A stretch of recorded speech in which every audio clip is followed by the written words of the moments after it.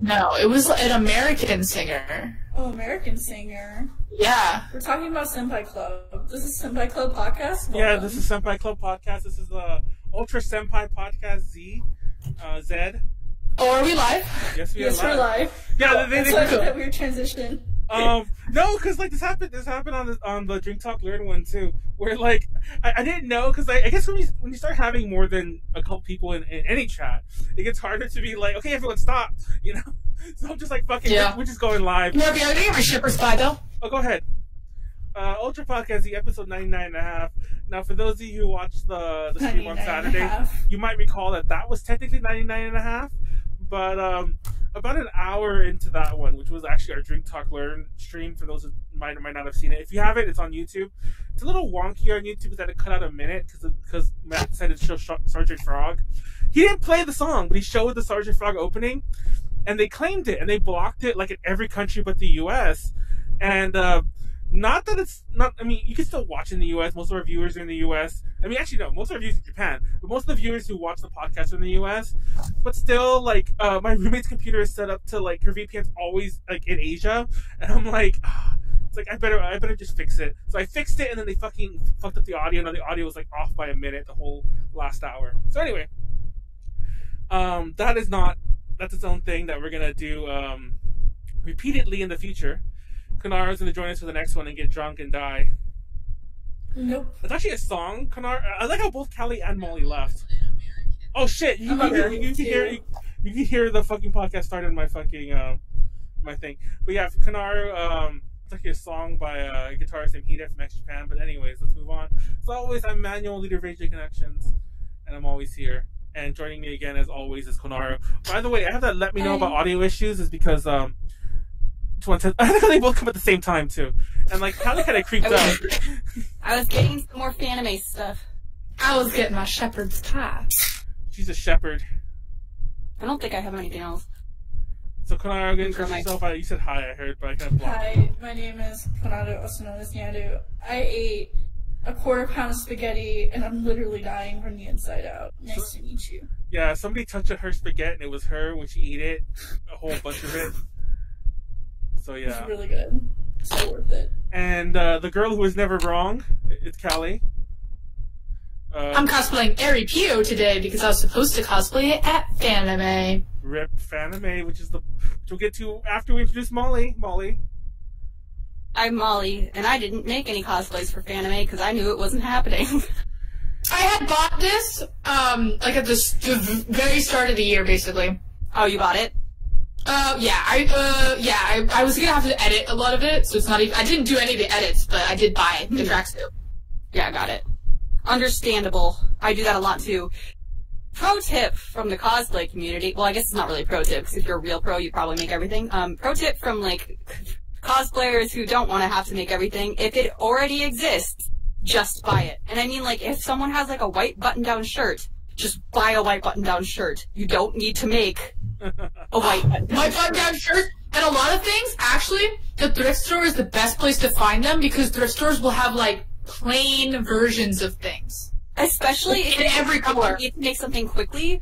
Like, my Junko jacket, I just bought a jacket and altered it. Like, it was way too big, I made it smaller, but, like, it's way easier to just alter something quickly than to, like, make it from scratch. Okay, that's it. That's not what this is about. Yeah, I'm sorting my name. Speaking of Junko things, I called you every day. I called you Konaru. The shepherd pie would be so much better with barbecue sauce.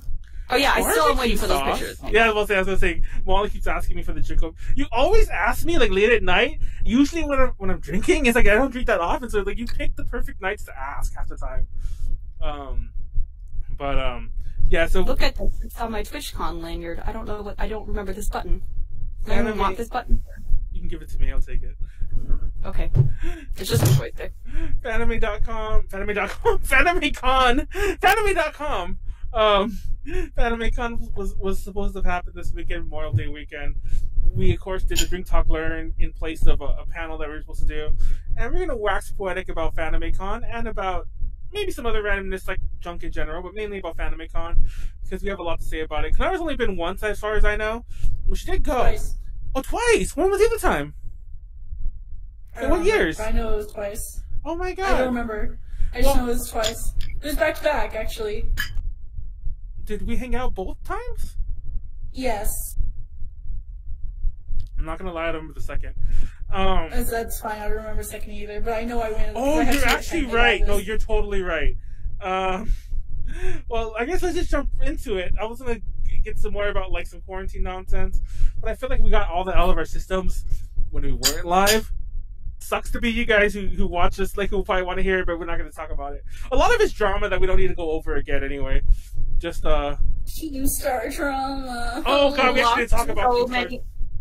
I only have 3 of my Fanime lanyards left. Because I use them to put my USBs on, and then I lose them. So why would you do that? Because I give them to, like, karaoke contests and, like, singing contests, and then I Oh my God, I'm so mad. I lost, like, all my anime things.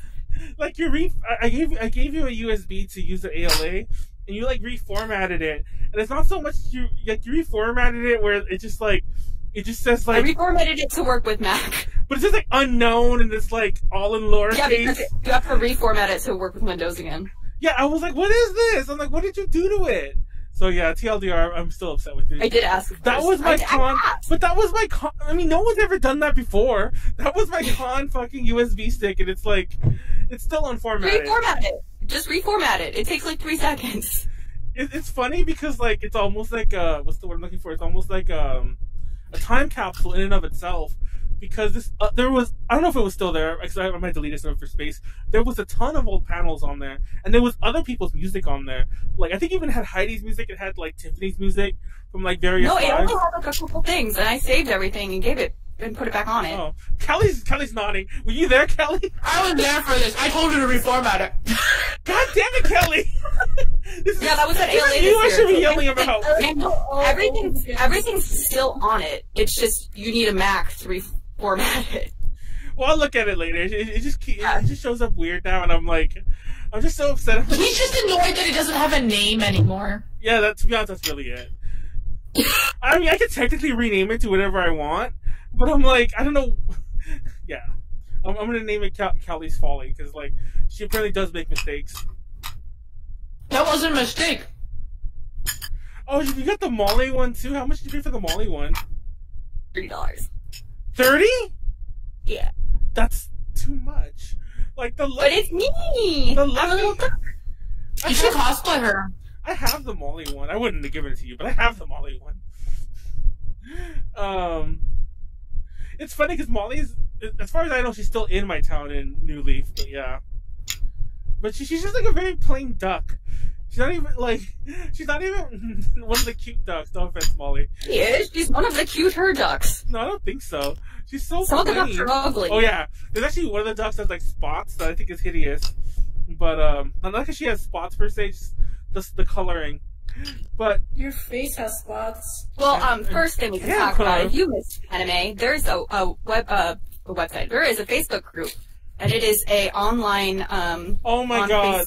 I didn't find out about this until the weekend was mostly over. I was just role playing with people on Twitter. Oh, that's not even what I was talking about. But yes, first of all, there was a Facebook group that was like, let's pretend we're at Fanime, and apparently someone made it. Like, it was just supposed to be them and their friend group, but then it like blew the frick-frack paddywhack up. And there were like 3,000 people in it, and it was great.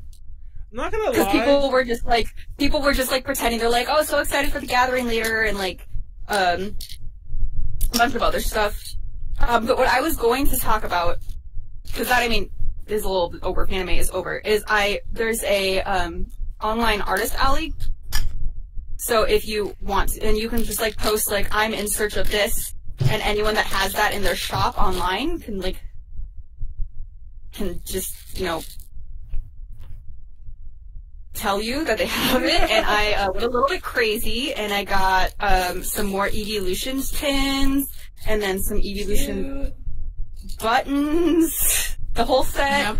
And then I got some Evolutions keychains, and they're all in succulents, and then I got another Eevee pin, and an Eevee keychain, and then here's some more buttons, and some more buttons somewhere, and then I also got, this keychain that's actually going to go on my keys. The rest is going in the Eevee. And then just more buttons. And then look at this button. Where is it? Where is it? Where'd it go? Look at this button. Look at it. What is that? Oh. Very cute. It's an Eevee. It's just a little fluffy Eevee.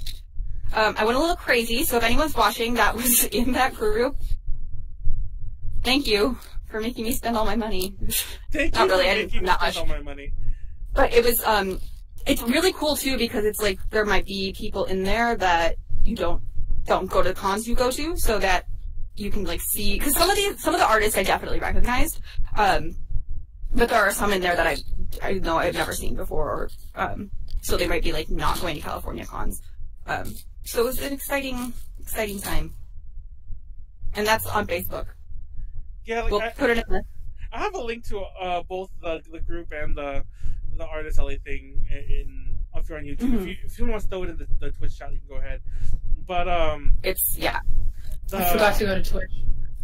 The Facebook page, the group for pretend we're at Fanime. I'm not gonna lie, I got over that way before Fanime because that group was kind of active like way last weekend. I mean to say, and I was so done with it then. I just like unfollowed all of it. I never joined it because all my friends were posting in it. It would still show up in my feed, and I was just like, oh my god.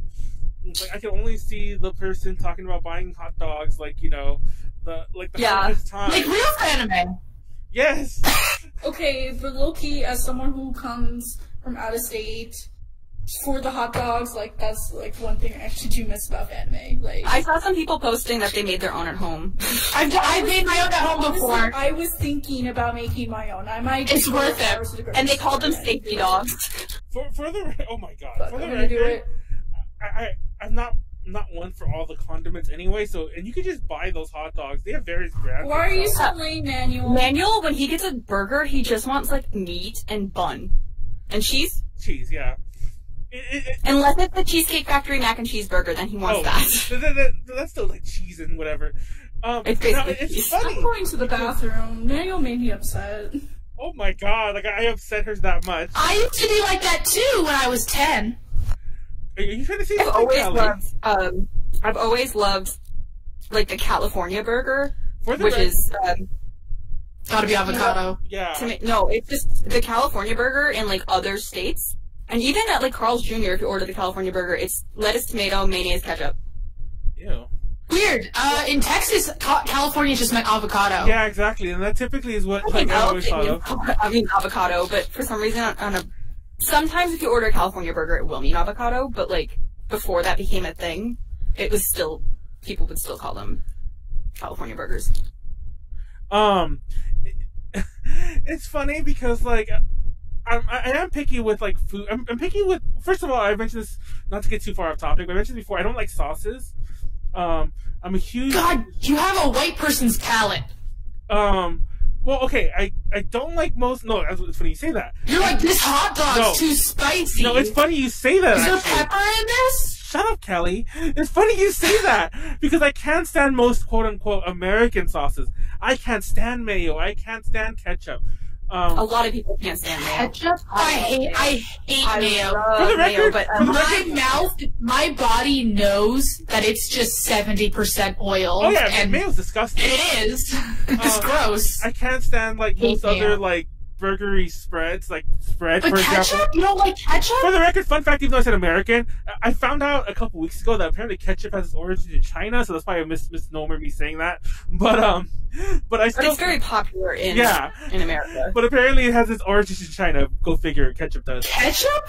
Yeah, and or like what we call ketchup. Are tomatoes even native to China? No, I mean I don't know one way or the other. But apparently, I don't think they're native to America either. But I think the idea of like everything but the tomato, and I know that sounds stupid, it's not ketchup anymore. But a lot of things evolve that way. Let's look it up. I found this out over the weekend. I'm googling the origins of the tomato. The tomato. I'm pretty sure it's Italy. I would not be surprised if it's Italy. I'm sure it has to be Europe. But then again, like trade, the Silk Road was a thing. But then again, I don't know if you bring fruit. You could dry a tomato, but somebody. It's both. So actually, no, they're from South America. Oh, so this wasn't even until I'm pretty sure. Once again, I'm pretty sure everything but the tomato. Which sounds stupid because that's what you think of ketchup. Everything but the tomato, I think, came from like an origin in. Oh, Molly just left. There she goes. Everything but the tomato. I accidentally from my phone, so it deconnected me. Oh my god, Molly. So, apparently we're looking at the origins of ketchup now. Remember the episode where Pikachu got a ketchup bottle and then Scyther cut it and Pikachu cried? Yes, I do remember that episode. Ocean Pokemon? Now I'm looking up the origins of ketchup. Look them up, because apparently It's unsurprisingly... Wait.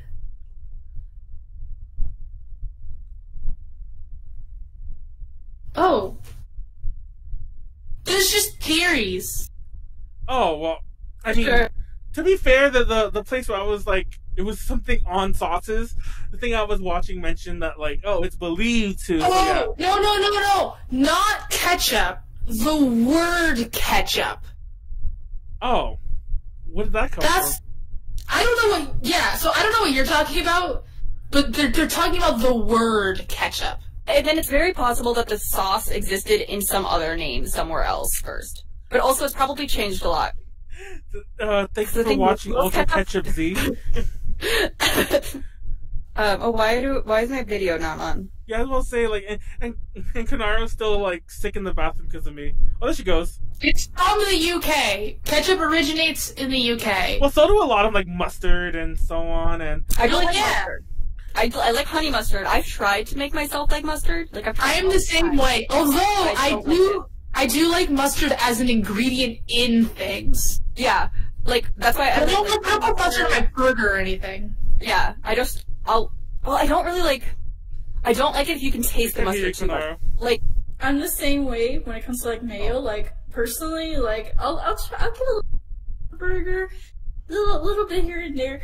But like if it's like in something, I will. I actually don't mind it. Like were you on the podcast? Mayo does make a lot of baking things better. Were you on the podcast where Max was just eating mayo?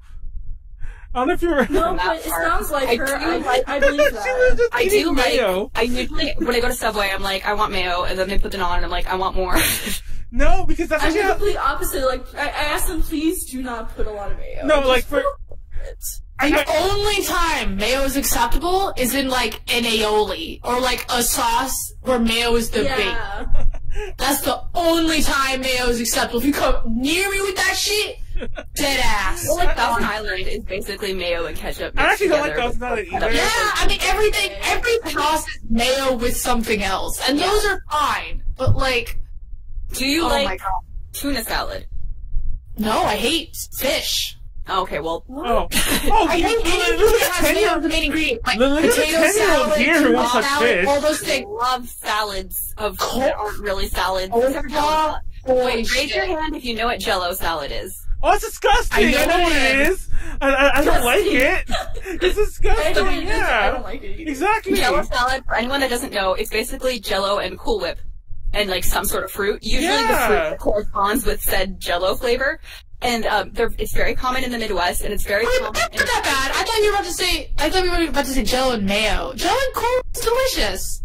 Yeah, no, I mean, Jell-O salad is really not that bad. It just looks really weird. Are you sure it's a Cool Whip? Because I think I had a mayo version. I'm not making that up.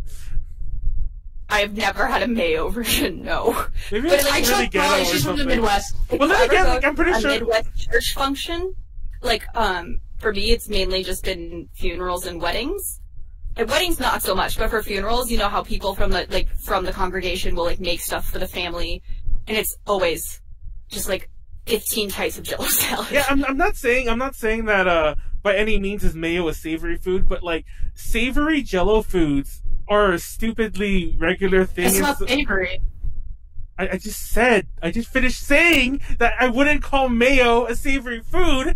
That's not what. No, I'm saying Jello salad isn't savory. Of course, mayo is savory. What are you talking about?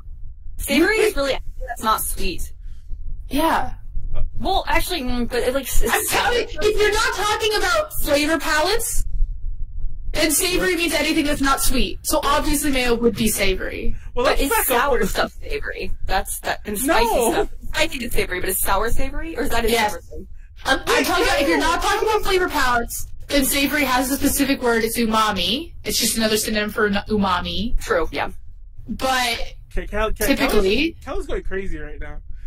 I'm a super taster. I take my flavor palettes very seriously. I think I might be one too. I'm not sure, but it's just because I have a really strong sense of smell, and those usually go hand in hand. Yeah, I feel like you would know, honestly. It's having a strong sense of smell is not fun. The real question is, because this is how it started with Max and why she was eating mayo on a separate podcast.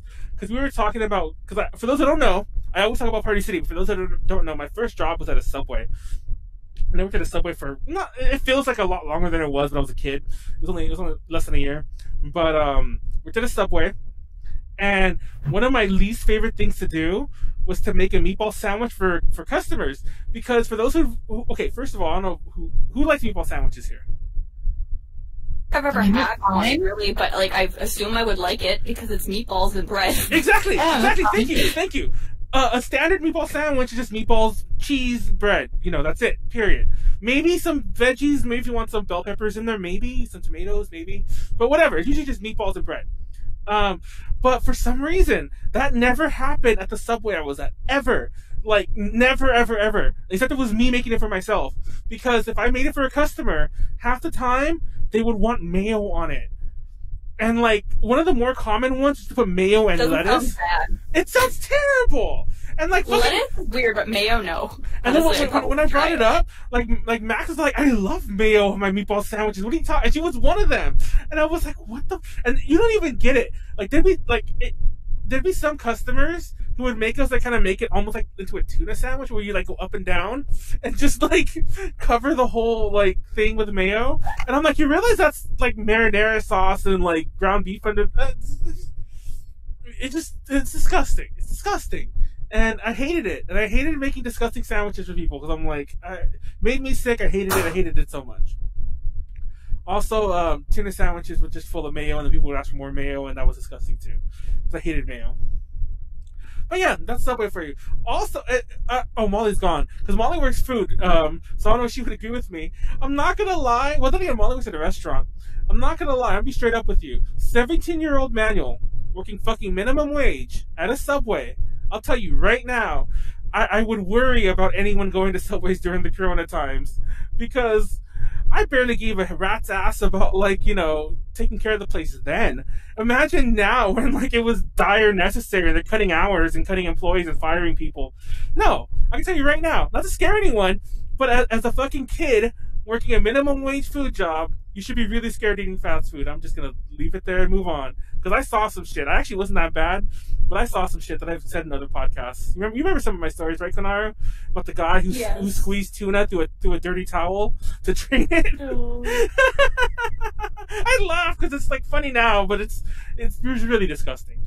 And this was stuff people would do. The owner of the store. One time we dropped all this chicken. And the floor was not, like, clean. The floor was dirty. Well, the floor would be dirty anyway, but the floor was really particularly dirty after, like, a day of working there. And we were prepping chicken, and he made us pick it all up and just put it back in there. And there's tons of... And that's not unique. I would talk to people from other Subways or other McDonald's or fast food places, and they have these stories left and right. So I always worry about buying, like, fast food now, because I'm like, let's be real. It's best not to think about it, but I'm just not to scare everyone. But... think about it realistically. These are like mostly kids. They're not always kids. These are mostly kids who probably who just don't really care about the job anyway. They're making minimum wage. You really think that they're like wiping down every mostly used surface every like 15 minutes with like insanity? No, they're not. They're not. You'll be lucky if they wash their hands. That's all I had to say. No, I grossed out Callie. She's gonna die. Callie looks like I destroyed Callie's spirit. I forgot we're on a podcast. I'm just chatting. Oh, we gained some viewers though. Okay, so everybody should we start talking about Fanime? Yeah. When was the first year that everyone went to Fanime? I don't remember. My first year, because mine's probably the most recent.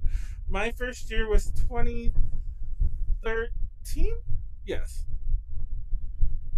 My first year was 2008. Oh, mine was 2007, but I met Callie in 2008. I'm pretty sure. Oh, really? No, I don't think so. Definitely. I think. How old were you, was Callie? It 2009? Were you like 2018? Pretty sure I met you, at least for the first Fanime, was 2010. Were you guys like 10 yourselves? No, I met Callie. I'm a couple years older than Callie. That's what I'm saying. I was maybe 16 when I met Callie Callie. must have been a baby, though. Well, Yeah, I was a freshman in high school. Well, the thing was, I didn't like talk to Zara at all until like high school. So it had to have been high school. I think I was a freshman in high school. Oh, okay. So maybe it was 2010. But it was like at least a decade ago. Yes. But these, have I been to Fanime? No, Callie might have been to Fanime. No, I think I've been to Fanime the most out of anyone here. If you started in 2008, I have 1 year on you. These are all my Fanime badges. Struggle. He gets it. He gets it. Look at that badge is signed by Monty Ohm. Oh, he's from He's the creator of Ruby. There you go. I was gonna say, like, what's that company? Yeah. Rooster Teeth. There you that go. place I used to work? Yes. Yeah. Yeah. I started working there the week that he died. Like, a few days after he died. Oh, shit. It was depressing. I know you just brought on the podcast. Highly depressing. Keep talking. Anyways. I want some water. I want some Coke, but I don't have, like, any thing to drink it out of, so I'm gonna pour it into this water bottle. That's not even Coke. Is that Pepsi real sugar? Is it? It makes it a little bit better. It is. Because it is still Pepsi. I knew, because I drink Pepsi real sugar, and the logo is different. Real sugar soda is like the best part of going to Europe. Oh my god, I just You can get real sugar soda here. But you couldn't back when I went to Europe. This cup cup didn't have water in it. It actually had raspberry tea. So this cup has been used too many times. You shouldn't reuse plastic bottles at all. Whatever. Yes, you shut the fuck up. Yes, you can. Sorry, I have a trauma related to this. Oh shit! Damn. Okay. I pissed off Callie by saying You that. can absolutely reuse plastic bottles. When you recycle plastic bottles, that's the company reusing them. Sorry. Anyway, so let's go back. So 2007, I was the only one there, so we won't talk about that one because nothing was really happening. It was my first time cosplaying. I cosplayed as Sosei Seki from Frozen Maiden, and Cafe was there. And that's all I really remember. Yeah, for the record, I'm 99% sure that Konaru's 2 years were 16 and 17. 16 and 17? I'm pretty sure there were 17 and 18. You know, I think you're actually right there, because last year you didn't go, but you were there the year before. Because 16 was the year I graduated high school, and I went to ACON as my graduation present. Okay, yeah, so it would have been 17 and 18. And that does make sense, because I think Heidi was still here in 16, and the whole thing about... But she was doing Fanimaid the whole weekend. Yeah, and exactly, but the next year was when you showed up, and then fucking Molly ditched me for the... I'll tell my little first one real fast. Was that your first anime? I'll tell Konaru's first anime. No, I'll tell Konaru's first anime, I meant to say. Konaru saved her asses because Molly... First of all, everyone in fucking... It's the curse of A to J that every girl ends up in Maid Cafe for Fanime. And I mean every girl, like, Danny's, it was in Maid Cafe. Not me. Yeah, exactly. And then you've talked about it, though. Yes. If I went... Callie's in the Maid Cafe. But it's like everyone. It's like everyone. Yeah. Like everyone who's ever done, like, a panel with us, and that was the biggest issue, that we couldn't get people to do panels. But somehow Molly was like, yeah, I'm gonna do the panel, like, I'm gonna do the panel. And then, like, literally, I could not get in contact with Molly the day of the panel. I'm like, oh, don't forget. And it got closer, and I'm like, oh, shit, she's not replying. And then you never showed up. I was going to go to that panel. I was going to go to y'all's. I did show up. I was late. Remember? I did show up. Yeah, you showed up, like, literally, but she showed up, like, 10 minutes before it ended. But TLDR, at some point, like, I had talked to Konaru, like, I'm like, Konaru, like, where you at? Like, can you do the panel? Like, just talk about idols with me.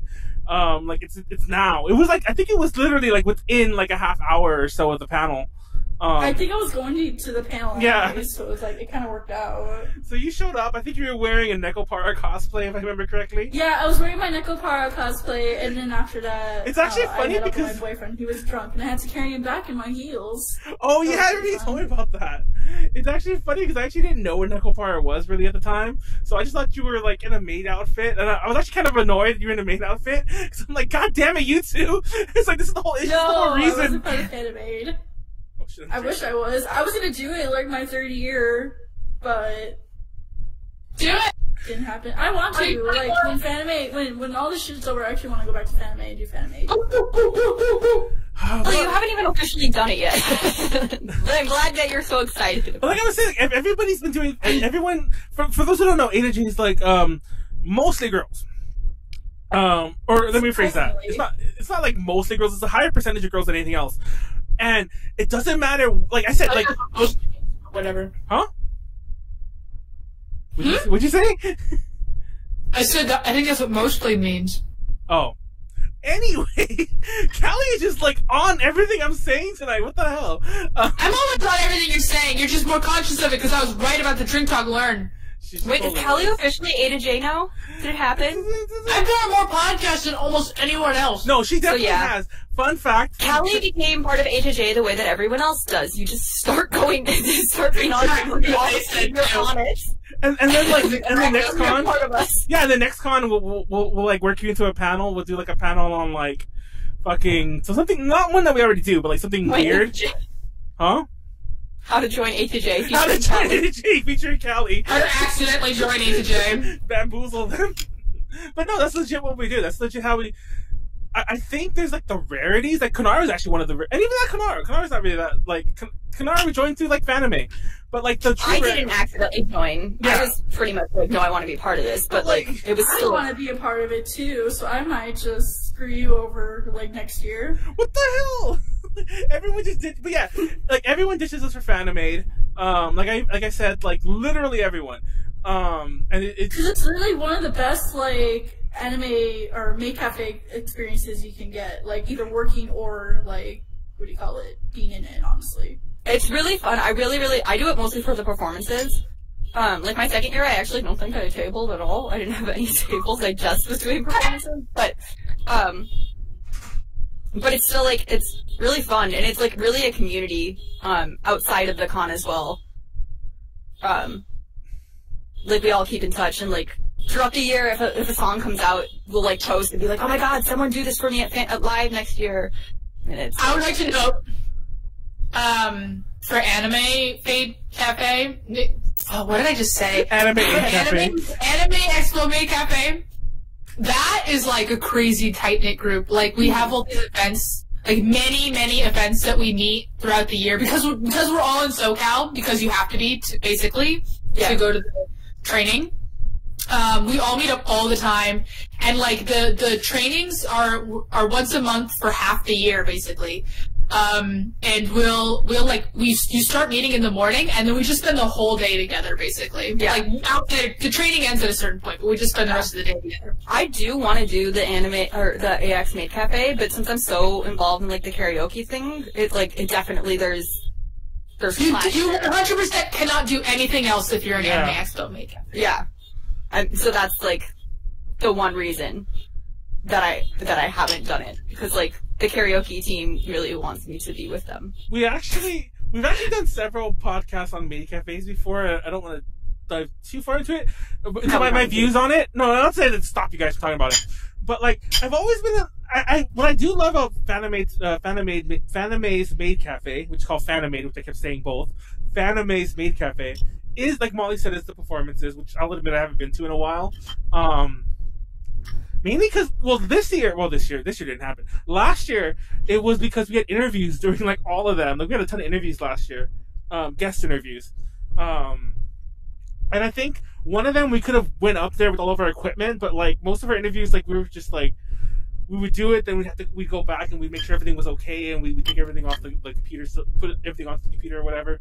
But I'm not a huge fan of con maid cafes. I've been to AXs and I've been to Fanime's. I actually prefer AXs. I'm not a huge fan of Fanime's, like, actual That's table news to me, service. because you had a lot to say about Anime Expo's Maid Cafe. I didn't like it at all. But if I had to compare the two, for what it is, first of all, like I've said this many times, and I know there's 1,000,001 reasons why the maid cafes will never be anything even remotely similar to what you get in Japan, but that's the issue. That's the biggest issue with to me, is that they're really their own thing, but they don't really push it as their own thing. I don't know how else to put it. Anyways, I'm going to a rant about Maid cafes. Huh? It's the closest you can get at a con. Well, I mean, I don't know. And the biggest issue is, and I've already talked to like Jasmine about this, so I guess this is mainly a California thing, is like the food service thing. The not touching food. So apparently that's only really an issue here, because like Jasmine mentioned it like when she was like in some other states. It's like, oh yeah, they could bring food to you, or they could draw things on your food and do stuff like that. We can carry their food, but it's only because it's prepackaged. Yeah. The problem is like I can do it because I have a food handler's license, but they just say no one can do it because they don't like. Yeah, they don't want to deal with it. File some people get it and some people do not get it because it's not free to get your food handler's certification. Oh, I probably. You missed me rant about fast food places, by the way, so. But, no, I probably will do AX Maid cafes someday. I would just need to talk to them and be like, is it possible for me to, like... Is it possible for anything? To, like, are you not going to do... If it's one event, it's usually okay. I, like, judge for some of them. But then, so then you also try to do press for us, and then it becomes, like, a quadruple thing where you'll never have time for all those things. That's true. Because even the press with us was conflicting a hell of a lot with your yeah. But the thing is, with the Maid cafe, I wouldn't need like I probably just wouldn't do press that year. You wouldn't do anything else. Exactly. I'm telling you, you literally get to the con center at 9 a.m. and you're doing Maid cafe until midnight. Can you guys serve food in Texas, Konaru? Until I leave for the karaoke contest. Yeah, we can. The maids can serve food, right? Yes, as long as we have our food handler's license. Oh, okay. Oh, well. Oh, well. But, like, that's the thing at Fanime, I think it's like, yes, some of us do have food handler's licenses, like I do, but it's like, then if I do it, then it's like it's something that, like, only my, like... Honestly, everyone else gets it. I'm pretty sure at the beginning of Anime Expo Maid Cafe, all the people did have food handlers licenses because we were served our food. And there's no reason that we couldn't get them now because we already do so much training anyways. It's like, but it's not free. Sure, it's not free, but well, actually, there are ways to get it for free. But anyways, at this point, it wouldn't be that much more. You know what I mean? But I think the only reason that they don't serve food is because they don't want to make food. Yeah, that's really a lot of convention centers. A lot of convention centers also have weird rules about, like we have to make all the food or provide all the food, or something. Yeah, I don't know what contract they have. Anyways, though, but that's not until Fanime 2018 or 17. What year did I start? Yeah, fun fact that 2017. I didn't join that until 2017. We're back on 2008. There was a beautiful year in 2014. So what was Callie's first? What did Callie do when she was like fucking 10 at an anime convention? Well, 10. She was like my. Well, you were like 12. You were legit like 12, right? I did the math. I was 12. Oh, so I was right. So here's the thing. So like the first 2 times I went to Fanime, the second time doesn't count. I was literally there for 2 hours. We spent 2 hours in line, and we were at the con for actually less than 2 hours. I think we were there for like an hour. But the first time I went with my mom, and honestly, I don't remember it. All of my cons that I went to with my mom are all kind of blended together because I started going to cons with my mother. AOG was my very first con, and then Anime Expo. I don't think I went to. Maybe no, I guess AOD and then Fanime and then Anime Expo, I guess. You went to Anime I honestly Expo don't as a young remember child? at all. Huh? You went to Anime Expo as a young child? Yeah, it was like my second or third con. Fucking hell. It was very different back then, though. I remember my was way less overwhelming than it would be now. Yeah, but yes. But I also I've never had that much of a problem with crowds. The only time I've ever had a problem with crowds was at not this newest Anime Expo, but the Anime Expo before, where that actual traffic jam happened and people couldn't get through the halls. And I was in that, and I was stuck there, and I was pressed on all sides by people, and I basically almost had a panic attack, so that was unfortunate. But other than that, I'm fine with crowds. I think we've all had those issues at AX, where we've been, like, pressed with crowds. Have you had that kind of... I've only had it once. Yeah. Really? I mean, I've legit had it. Well, I mean, I've legit had it when the crowd was pushing me. It's not just like being around a ton of people. Like, I get like, oh, I'm in the artist alley, people are like pushing me. Like, that's whatever. I don't know if you heard about this. There's I literally could not move. It was hundreds and hundreds of people in that walkway between West Hall and South Hall, but closer to West Hall.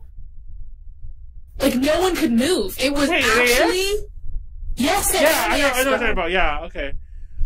And so and it was like that for hours, and it was like actually so fucking unsafe that it was insane. So that was the only time I've ever like really truly had a real problem. But when I used to go with my mom, not only was there not a lot of people, but she's also a very pushy person. So not pushy, like.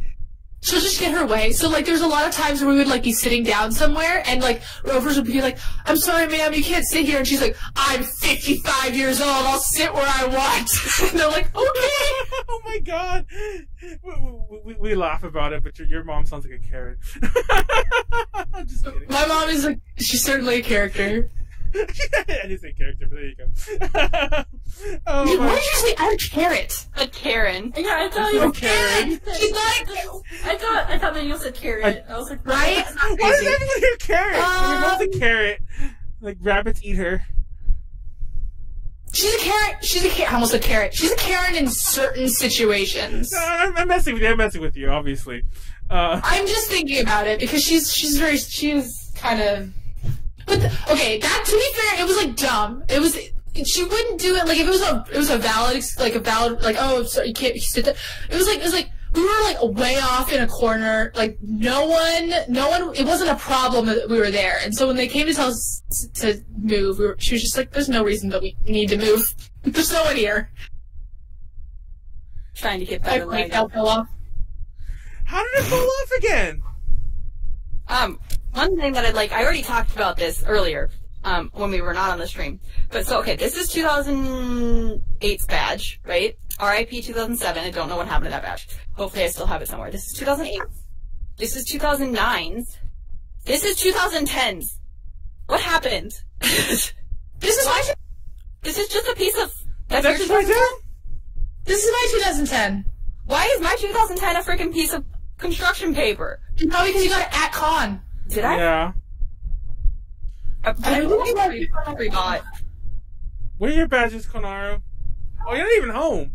No, I'm not home.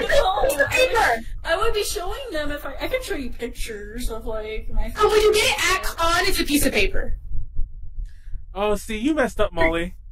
Well, I don't remember like buying it at the con, but maybe I must have. You're not a real Fanime fan. Oh, I think I know what happened. I probably lost my original badge. And then this was like the replacement. That's probably what happened. I have so many SAC anime badges, it's actually insane. I've only been to SAC Anime twice. I have a Fanime. But I have been to Fanime. This would have been my 14th year going to Fanime, and I only have 10 badges. Well, technically I have 11, but 2 of them are from the same year because I had a regular badge and a pro badge from that year. That's 2016. Oh, yeah. So one time that I remember that year. At Fanime, and then I was like, I don't actually want to do press at Fanime. I'll do press at the other cons, but Fanime I actually like wanted to. Oh my god, look at Callie. No, I remember that year because like you tried to get both badges and they wouldn't give you the badge, you're already wearing one. So you went back in cosplay and they didn't remember you. Even though I think it was the same people. You want to see something very cursed? What? I was in Artist Alley for AOD one year. Wow, when was that? Pretty cursed. Because I'm not a good artist. When was that though? Huh? When was that? How was it? No, when was that? Oh, 2010. Wait, how? You were I was like 14. I was gonna say you were like 12, like legit baby Callie. I was 14. Like, drawing like little stick figures. Like they're making fun of you. They weren't stick figures. They weren't good. Stop eating your badges, Molly. Someone explain. This was my first year at AX, and I don't know. It fits my mouth perfectly. That I don't understand why I would have eaten my freaking badge. It's fun, like, because you were saying it might have been a mouse, but then you said it fits your mouth perfectly, and that's very I know, because, like, when I first saw it, I was like, oh, did a mouse get this? But it even, like, unless that mouse like perfectly bit into it like that. I used to work at Rooster Teeth. I had a Rooster Teeth staff badge. Wait, when did you work at Rooster Teeth, by the way? I worked at Rooster Teeth 2014 to 2016, approximate. I worked there for like a year and a half. It was kind of spread out, but... I think the reason I like these badges so much is because they're press badges, so they might be a birthday badge, and it's just as nice as the press badge. Never mind. Okay, yeah, 2004, yeah, there you go. Here's my actual, like, Rooster Teeth staff. Hell yeah. Sorry, I'm just looking at all my badges now. So we have the Fanime badges, the AX badges, the ALA badges, the random PMX badge. What do we do? What What can we do? They're flexing on us, so we've got to fight back. Oh, I don't know. I mean, I have pictures of me when I went to the Hawaii for Comfort panel, but wait, that's not really where was that? Fanime? At Fanime, yeah. I don't remember there being one. He of did those. like the creator of the show did like a screening for the whole series. Oh shit! And showed us like behind the scenes footage and everything. It was pretty lit. I got a baggie from there. The fuck was I doing that? I told you about it actually, but you're like, come to our room and party. Oh, that sounds exactly like something Manuel would say. There's a TwitchCon badge. Badge. What? You went to TwitchCon? I went to TwitchCon 1 year. What year was it? Oh my god, my soccer club badge is in here too.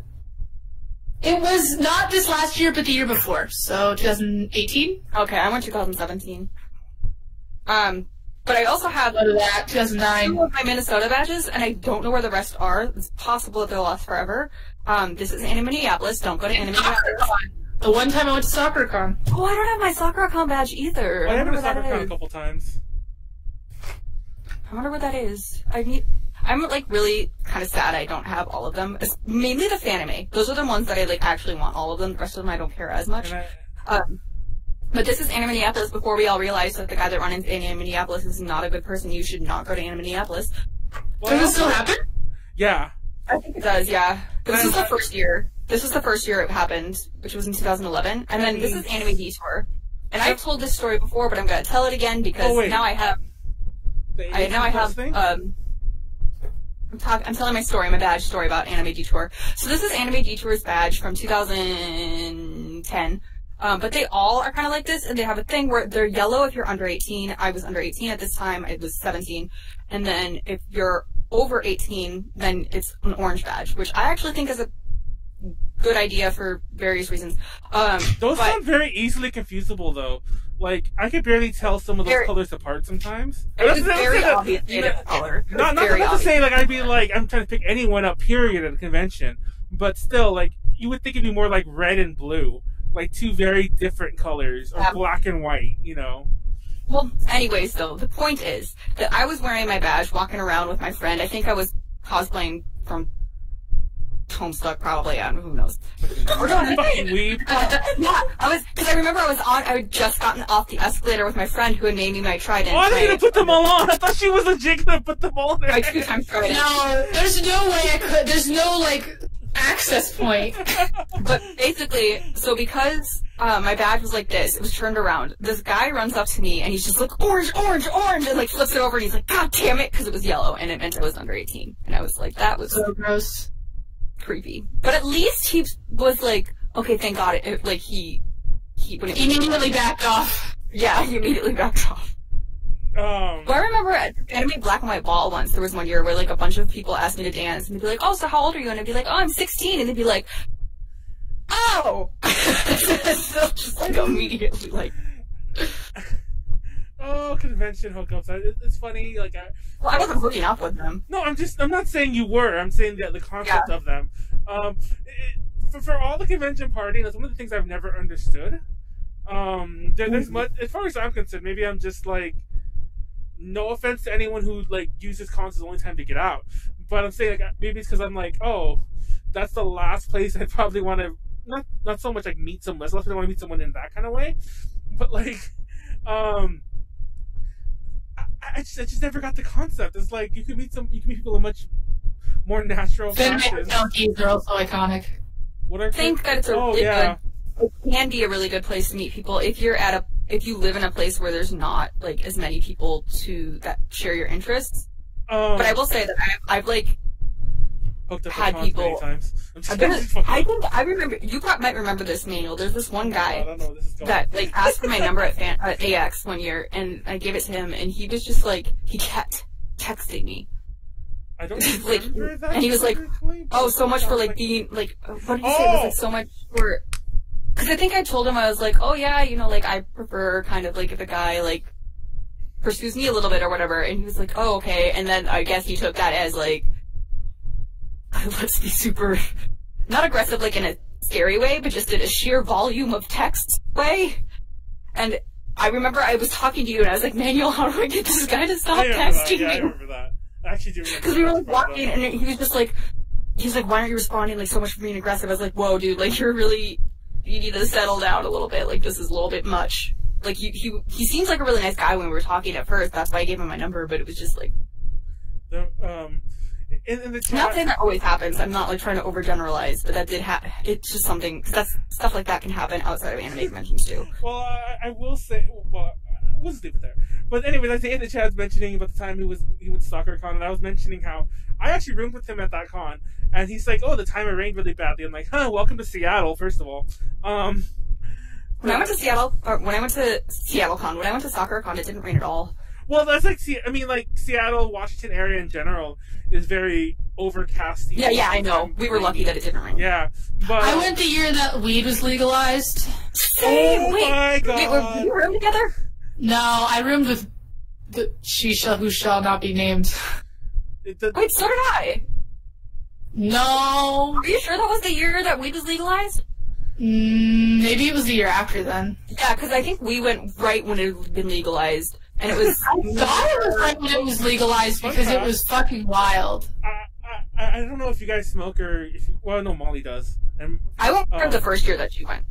But I don't know who smokes here or who doesn't. But or who smokes at all who's watching the podcast. But for those who don't know, you can buy weed in California as well. It's a little different here than it is in Seattle though, because in Seattle most of the dispensaries, which you would call like a place you get.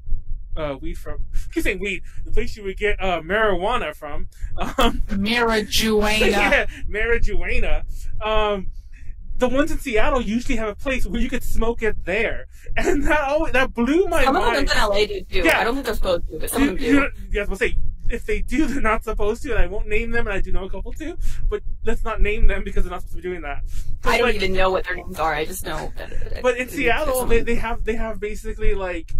Weed bars, like a cigar bar. Yeah, like you can buy the weed there, and then it's funny because like I went with a friend of mine who it's funny because I won't name him, but you two both know him.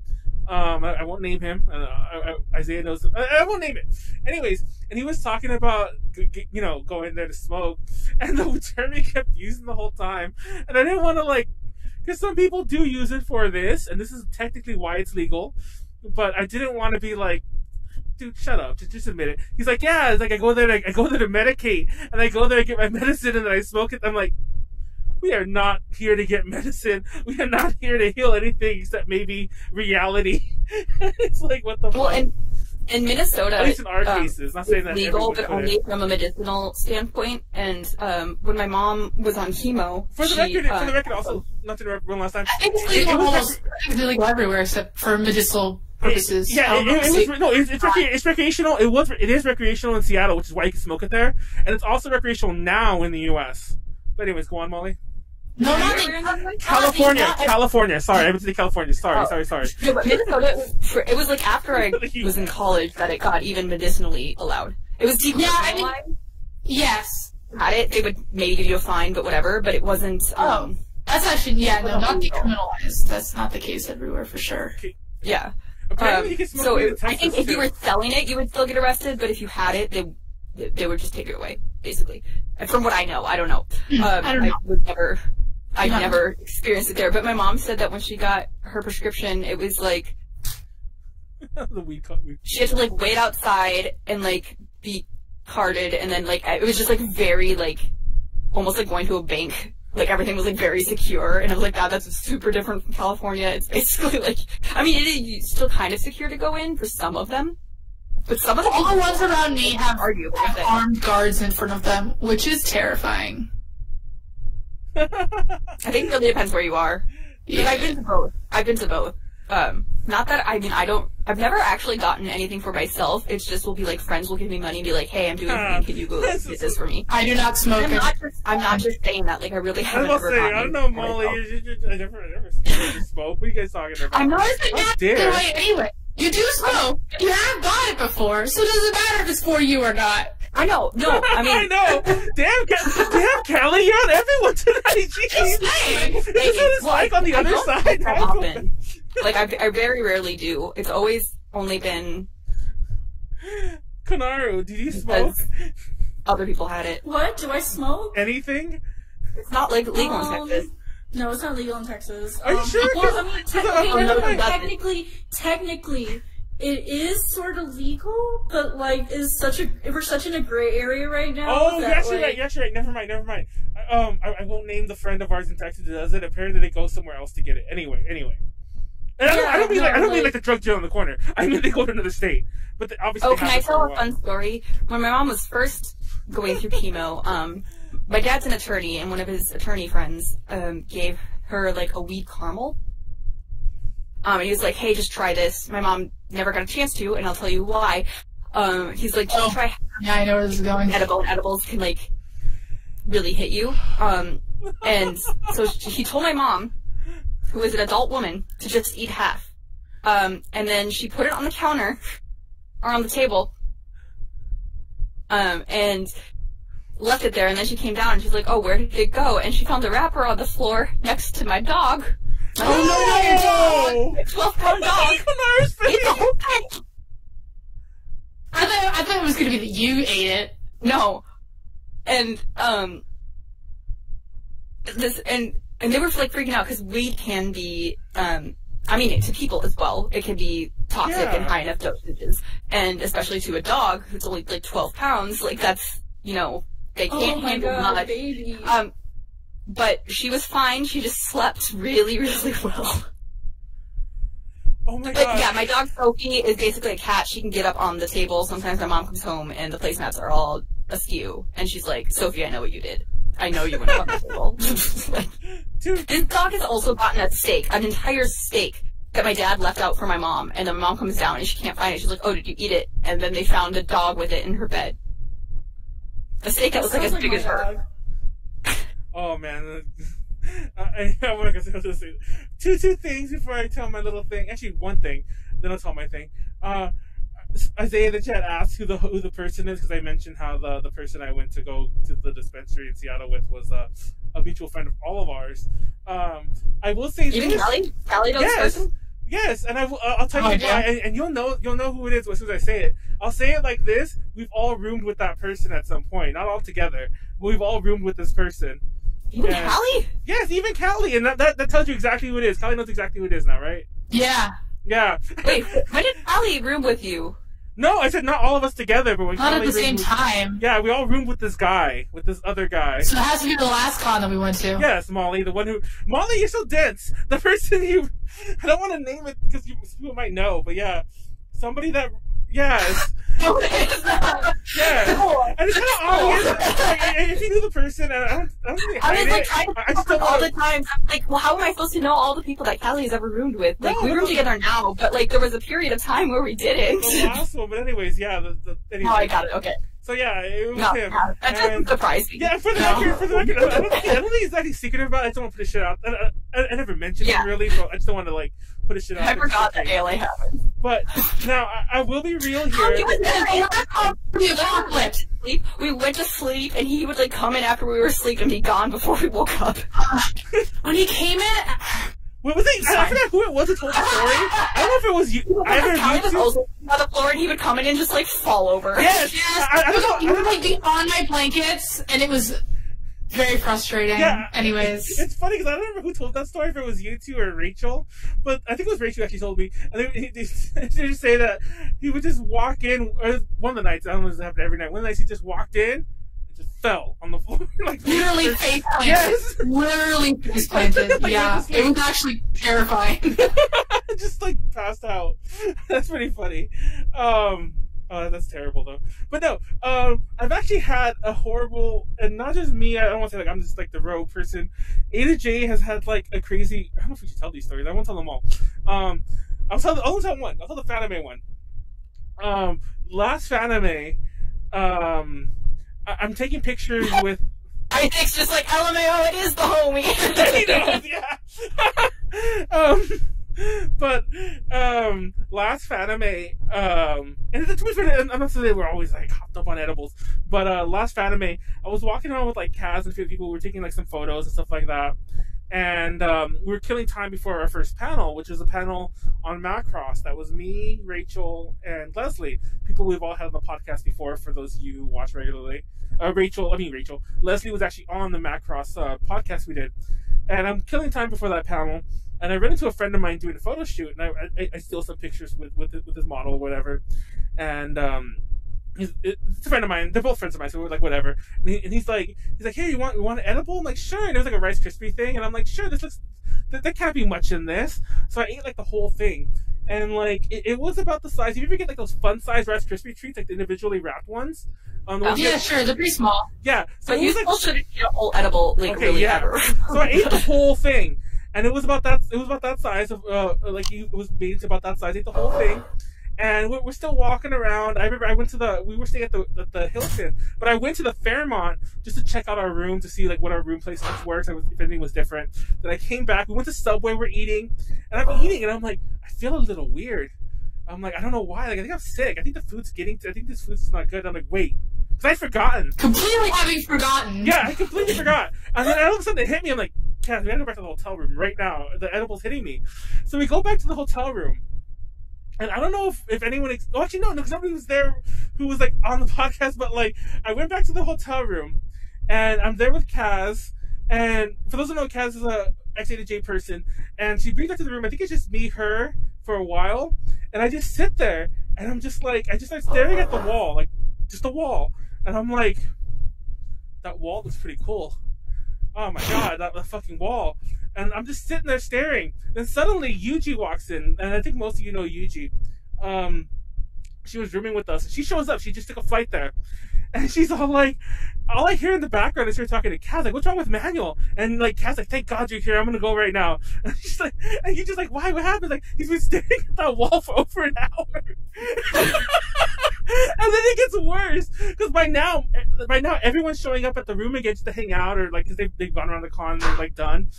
Yuji showed up, unpacked, went downstairs, got her badge, like got into a cosplay, and then left again, and I still had not moved from staring at the wall. I was staring at that wall for about 4 hours. Panel? I just imagined. No, and like it got to the point when like I was like, Kaz came back to go check on me, and I think Rachel eventually showed, because Rachel was rooming with us. Rachel showed up. She's like, we have a panel like in like 30 minutes or an hour. What are we gonna do? And I'm like, call the room and tell them we're gonna, because you have to check in. They make you check in at Fanime. I'm like, just call the room and tell them we're gonna be there. She's like, you're not gonna go. I'm like, we're gonna be there. And I don't know, to this day, I don't remember how I got there. I don't remember the panel. I just know that we somehow did it. And there's no footage of it, because I didn't think to bring the cameras. Not that I didn't want to, I would have. I just didn't bring the cameras. Like because I was so fucked up, I didn't think to tell anyone to bring them. And yeah, TLDR, that's the Fanime edible story. I stared at a wall for 4 hours. And it got to the point, at about like the last hour, where like, where I was just like, and Molly's been here too, I was just like, this is my life. I gotta learn to live like this. I gotta get up. Oh my god. Yeah. Am I ever gonna be better again? Oh, I've Wested in the chat. 20, okay. AX 2019. Oh my god. ALA, real fast, let's host it. This is, I won't go this long on this one, it'll be a couple sentences. ALA 2015 or so, fucking Weston, gave me an edible. He told me that TLDR, I got really fucked up. Like I burned my mouth on macaroni and cheese. And stop taking edibles at cons. Yeah. To be fair, it's very sporadic. It's not like I take it at every con. It was like ALA, and then another ALA. Actually, no, it's just that one ALA is the only time I took an edible at a con. That's all. But like fucking Danny has. I fucking need Danny. Anyway, we have a friend of ours who occasionally has edibles and we partake. But anyways, let's move on. Talk about drugs too much. Callie, stop. Why is it a bad influence on us? What? Yes, why is it a bad influence on us, Callie? In what way? Giving us edibles and stuff. Me?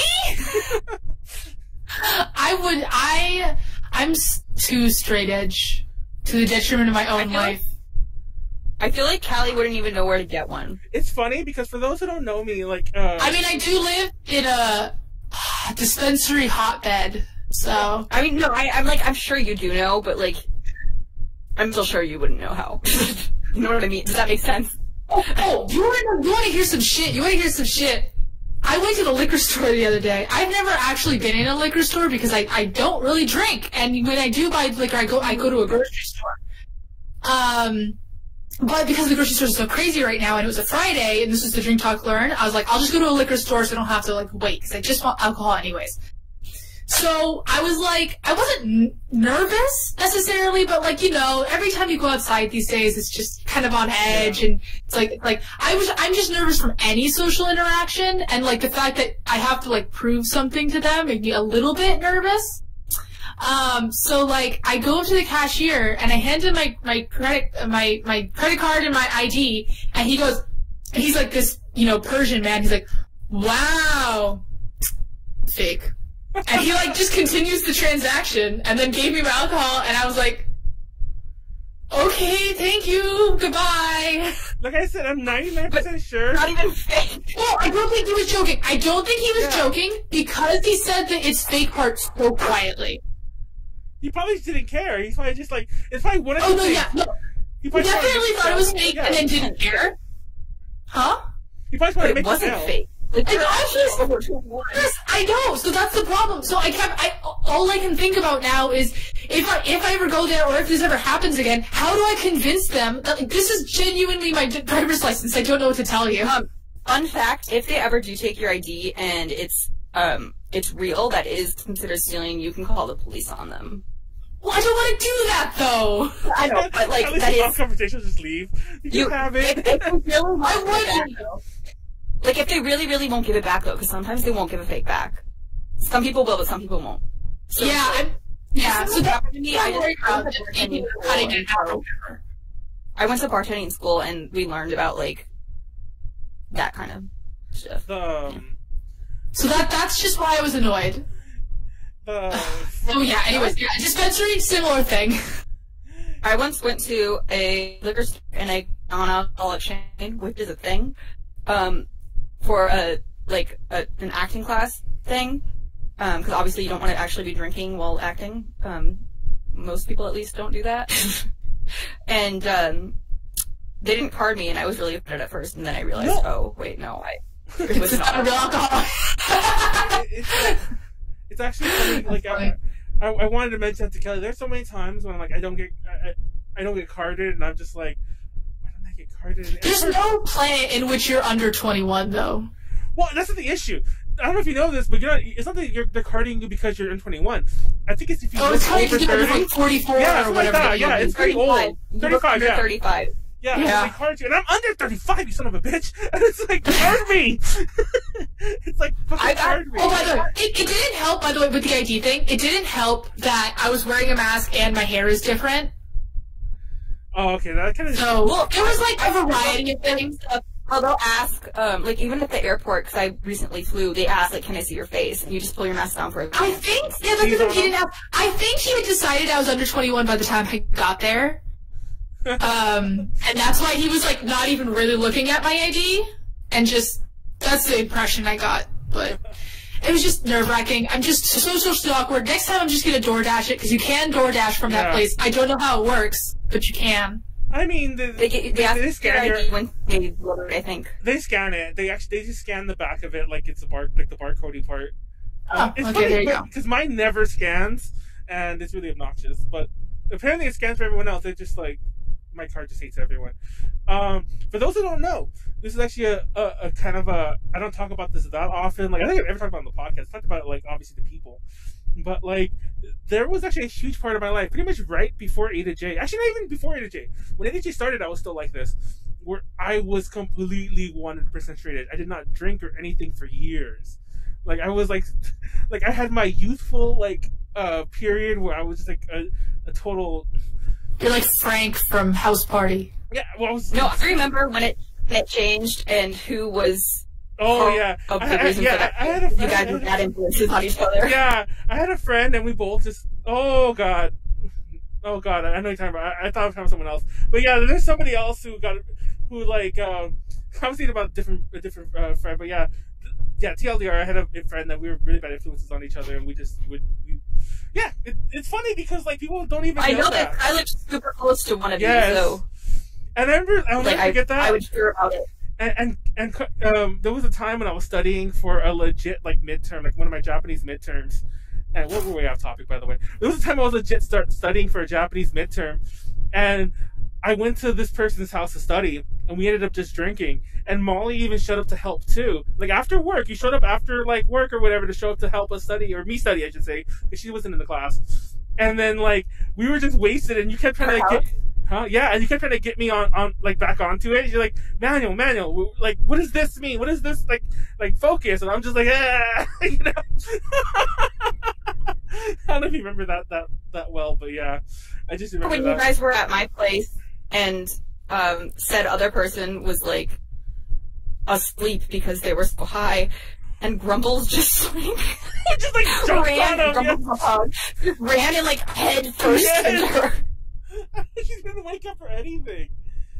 Dude, she... That was so funny. That's when I made the cookie dough. This mutual friend of ours actually is the one that introduced me to edibles, like, pretty much, like, in my adult life. Like, I think I had one or two in my youth, and, like, those are a lot, I don't want to say rarer, but, like, because they've always been around. But, like, you didn't see them, like, mass produced as often as you see now. I guess it's more legal in more places. Yeah.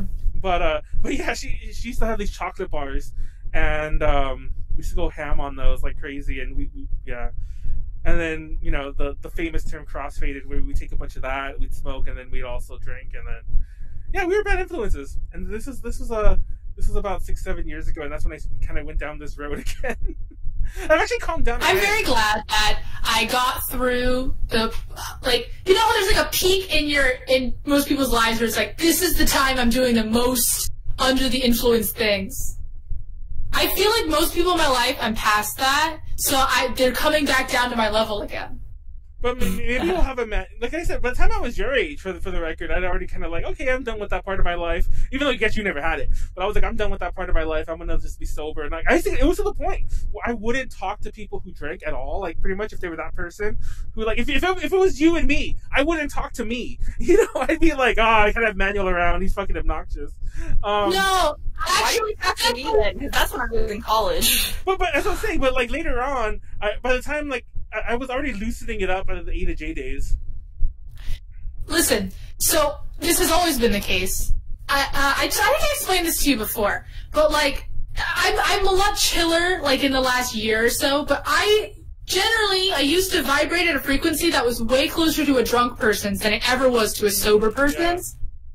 Yeah. So it was a lot. It wasn't a problem for me necessarily.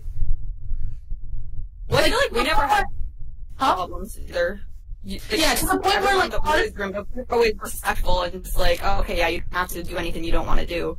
Yeah, no one's not the people. Person in my life who's pressured me to drink the most is my father.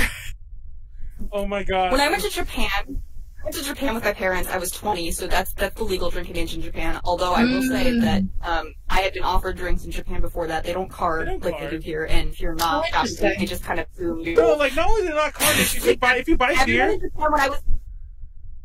When I was 17, everyone was like, "You're 17? Like, no, you're not. You look like you're white. I can't tell." Yeah.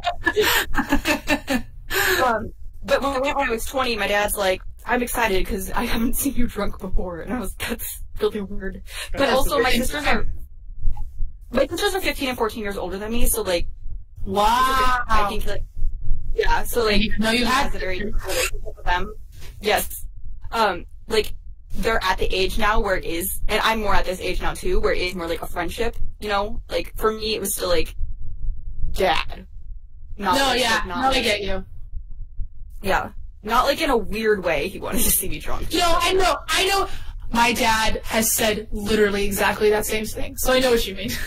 I mentioned before, like, and I'm not going to go into the whole story again, but I did mention before that, like, the very first time I ever got drunk was with my brother, with my mom home, like, who was watching us, like, you know, and I think of that story. I forgot why I was bringing this up, but maybe Callie wasn't on this one, where I got, like, drunk and I was throwing. Do it. Yeah. And, like, it's a Mexican thing, too, but, like, I legit was given beers when I was, like, 5 years old, like, by not just my dad especially. He'd be like, "Here, have some beer." My parents made me drink from when I was born. I remember they were like, "Drink this wine, drink this beer." I'm like, "This tastes awful," Yeah. and I couldn't do it. And that's still my case today. Were you ever given alcohol as a small child, Konaru? Because we were going on about, like, basically. Yes, actually, I have been. Okay, but this is like totally a Mexican thing. See, I just said that Wait, were y'all talking about like how like your grandma or grandpa used, or like your aunt used to like put your pacifier in like vodka and then they do that to like they do that to get like, oh, it's like, this will take the edge off. It's like, yeah, because I'm drunk. It's like, Oh my god! baby drunk. Okay, there's actually Pacifier. That's a real thing. My pacifier in like vodka. No, I've heard it referenced in like Or like rubbing whiskey on the gums. yeah, To numb it. to numb it, and like it helps like I've heard that. teething. Yeah. I mean, like, Oh my god. it's to numb it, but it's also to, like, let's be real here. The baby's also like, yeah, what's this on my gums? Take a nap. It's like, See, but that was see, my grandpa would say that on my mom's side. And my everyone else was like, there's actual reason for me doing this. No, him, he was like, I just want the baby to shut up. No, exactly, because it kind of knocks you out too. And let's be real, like, it's kind of obvious why. But I'd also have, I'd be like 5 years old, and like, not just my dad would do it too, but like a lot of other like uncles or whoever would like, here, have some beer, and I take it, I drink it, and I wouldn't know it's beer, like, here, have this, and I drink it, I'd be like, ew, and they'd be like, and they all laugh, and you know, I mean, I think that's normal. I think everyone that happens to. yeah, it's like, I have some more, and I'm like, yeah.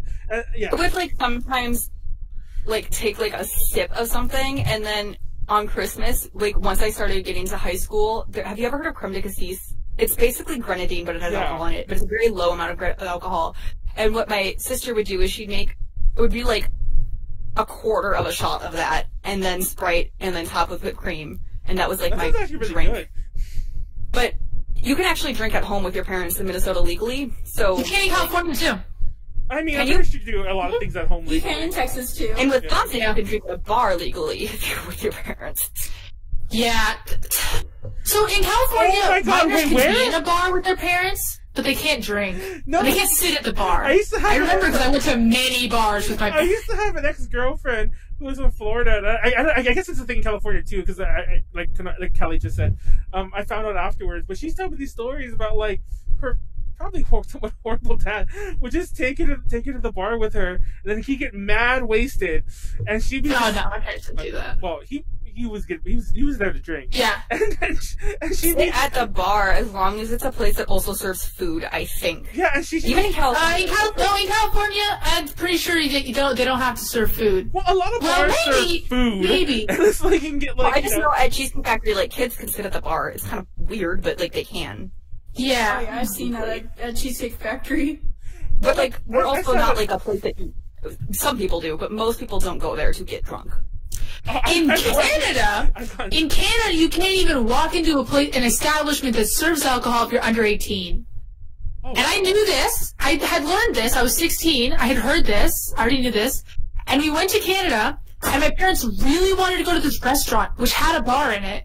And all of the staff and all of the patrons were staring at me, but they were too polite to challenge me on my age.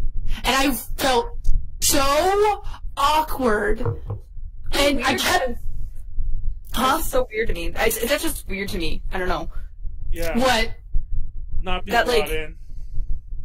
Oh, well, like, I can understand, like, after a certain time, like, Barney's Beanery doesn't let people under 21 in after, like, 9 p.m., but, like, during the day, it's, like...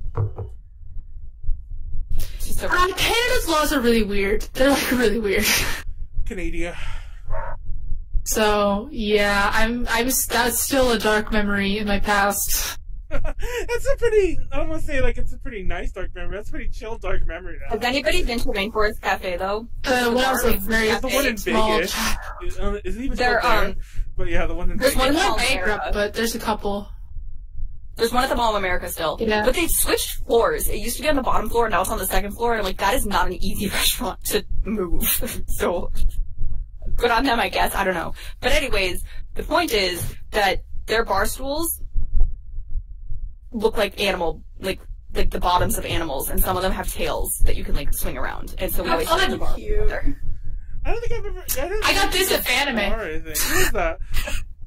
This is a,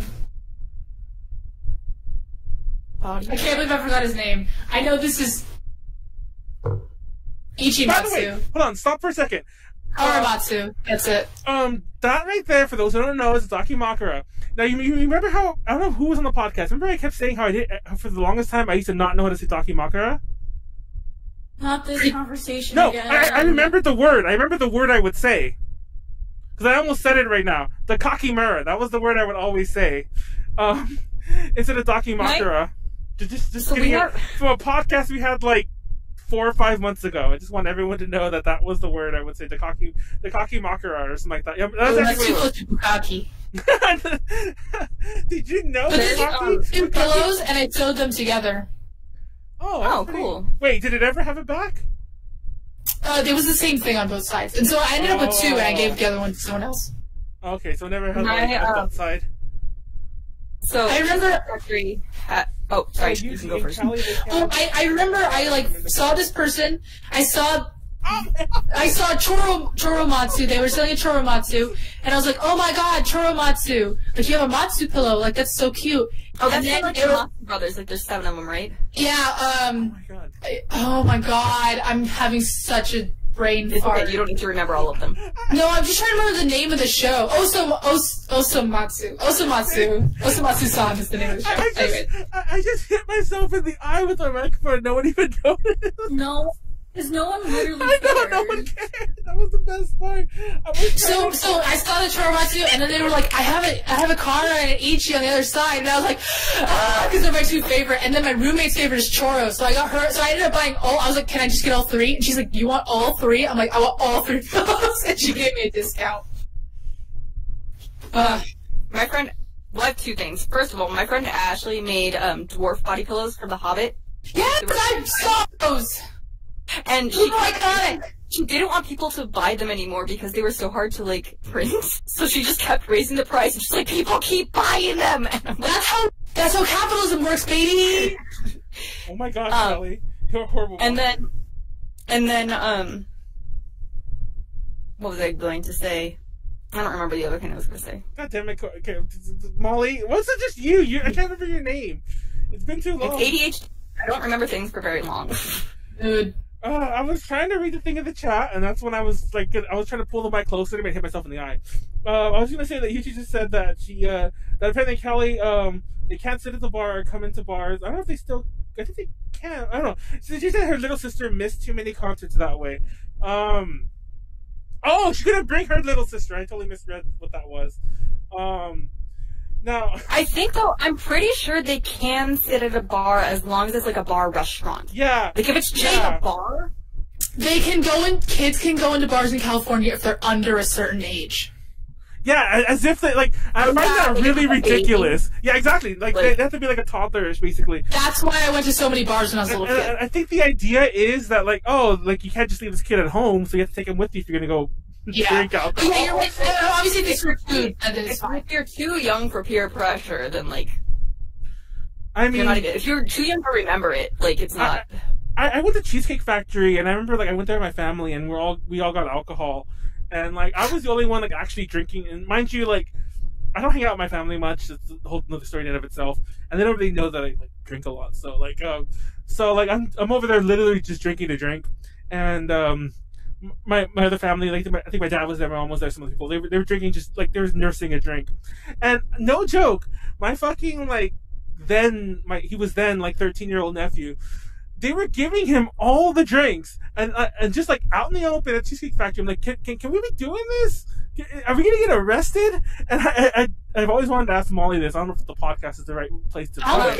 I would do, but no one will stop. Yeah, I mean, if I saw it happening, I would like be like, look, that's a warning. Like, they can't have any alcohol if I see you doing this again. Like, I'm taking the drink away, and then get a manager involved. Sure yeah, no, like here's the thing: if you're the one that served it, the fine goes to you. Oh, so if you got the server fucked up. Yeah. So if, like, let's say if someone, even if someone gets a DUI and is like too drunk, like they can go after the person that gave them the alcohol as well. So that's why there's like such a big stickler of like, okay, I'm gonna cut you off because like we don't want to get in trouble. If that person is under 21, there's an even bigger fine. If the person's under 18, it's a felony. Well, let's forget I said that story. Nobody report my 13. Well, I think he's legit like 17 or. Well, that's only if you were to like get a DUI and hurt someone. He was 13. Like, I mean, he might have been like 14, but he was definitely still in middle school at the time. But yeah, he was he's a pretty like tall kid though. He's like very tall, lanky. He like has like he doesn't have he's clearly in middle school though, but you can tell that like he might have passed for older, definitely 21. I don't know, whatever. Don't give anyone alcohol at the Cheesecake Factory, TLDR. But yeah, I wouldn't give him my drink. I just kept drinking. That's not just Cheesecake Factory. That's California in general. Like, that's the law. And maybe it's not a felony, but it's like, it's a bigger crime if the person's under 21 and then they end up getting in some, like, they end up hurting someone because they're drunk and you're the one that gets alcohol. It's like a big deal. When we went, when I was, because she said, by the way, Yuji went on to say when it was the sister was 18 to 20 and not even with her mom. Now, I said this story before in past podcasts. I know I'm going to say it now. Just maybe the Stratosphere will get shut down tomorrow.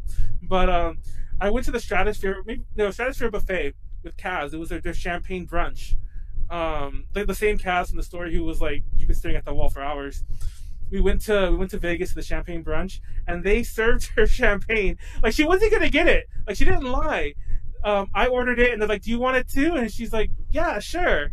And she was like barely 20, so like, as in like she was 19 like 2 days before. She was barely 20, and they served her champagne. And I went to a restaurant at the Stratosphere, so we could have got that place like the liquor license. Like, I went to a restaurant when I was younger, or when I was like, I think I was 19 or 20 with my parents in Santa Barbara, and everyone else, like, they ordered a bottle of wine, and the server was like handing out in wine glasses to everyone, and then he looks at me and he's like holding the wine glass, and he's like, and I was like, I'm not 21, you don't like, he was like trying to like figure it out. Like, it was funny. They just had it to you anyway. When we went again for my birthday, actually, I think I didn't go a lot with my family last year. The year before, my older nephew, I think, was 18 at the time. Definitely 21 though. When we were sitting at kind of a table off to our own because it's weird the way they sat us. Again, for those who don't know, it's a Korean barbecue place, and I'd ordered like this soju thing. And because me and him were sitting further apart, I guess they assumed it was just for us. So they gave us both cups, and he totally drank a bunch of it. And so yeah, we're over here fucking up servers left and right, Molly. I'm sorry. To be totally fair, it's not those your fault. Yeah. Also, like, server should be carding. Yeah.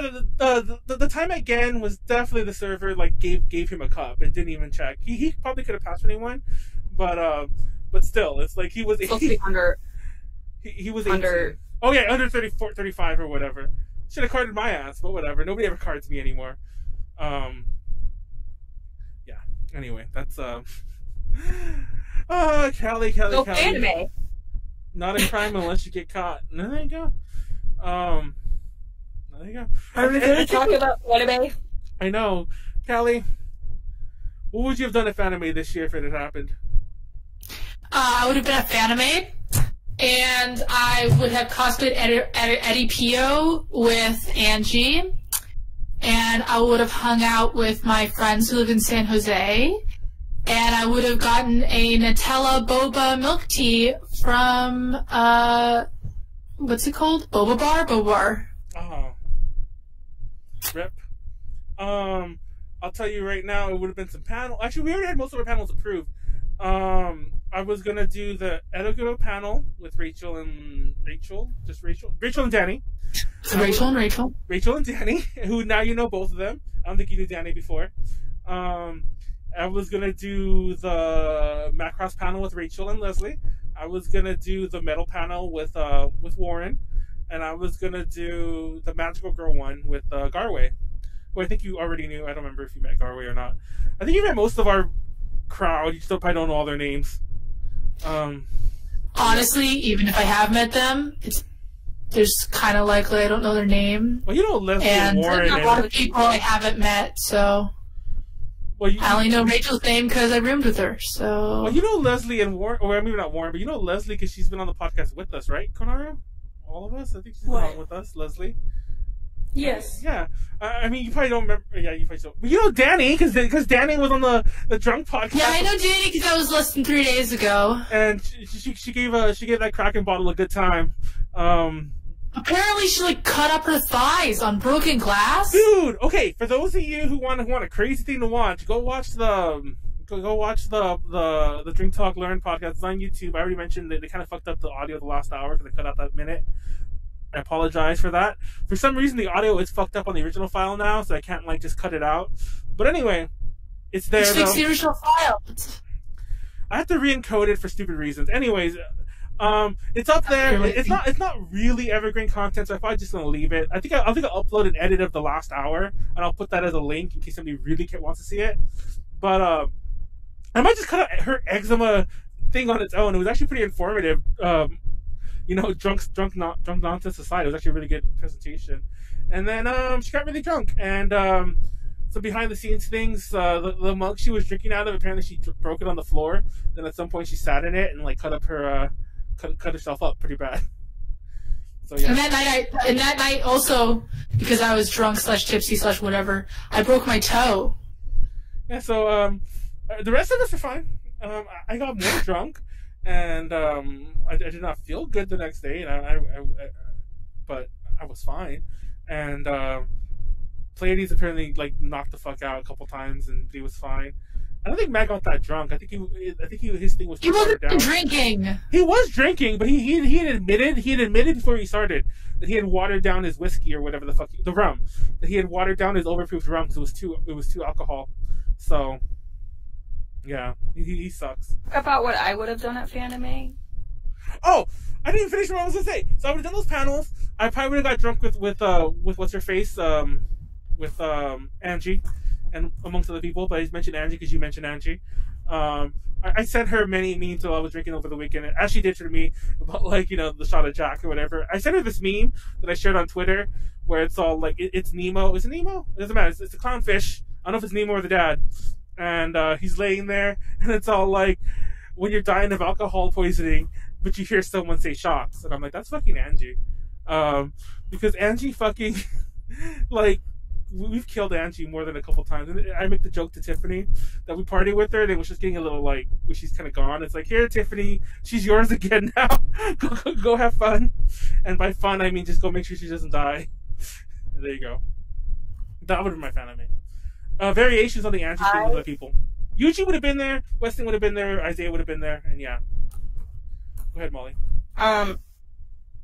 I would have done Fanimaid as well as Fanimaid Live, multiple performances. I would have been a judge for the karaoke contest. And I would have gone to Gong Show. Sorry. Yes. And I would have done Gong Show again. Would you have been on the Fanimaid Live, Callie? Callie Lee? Huh? No, I wasn't going to perform. No, Gong Show.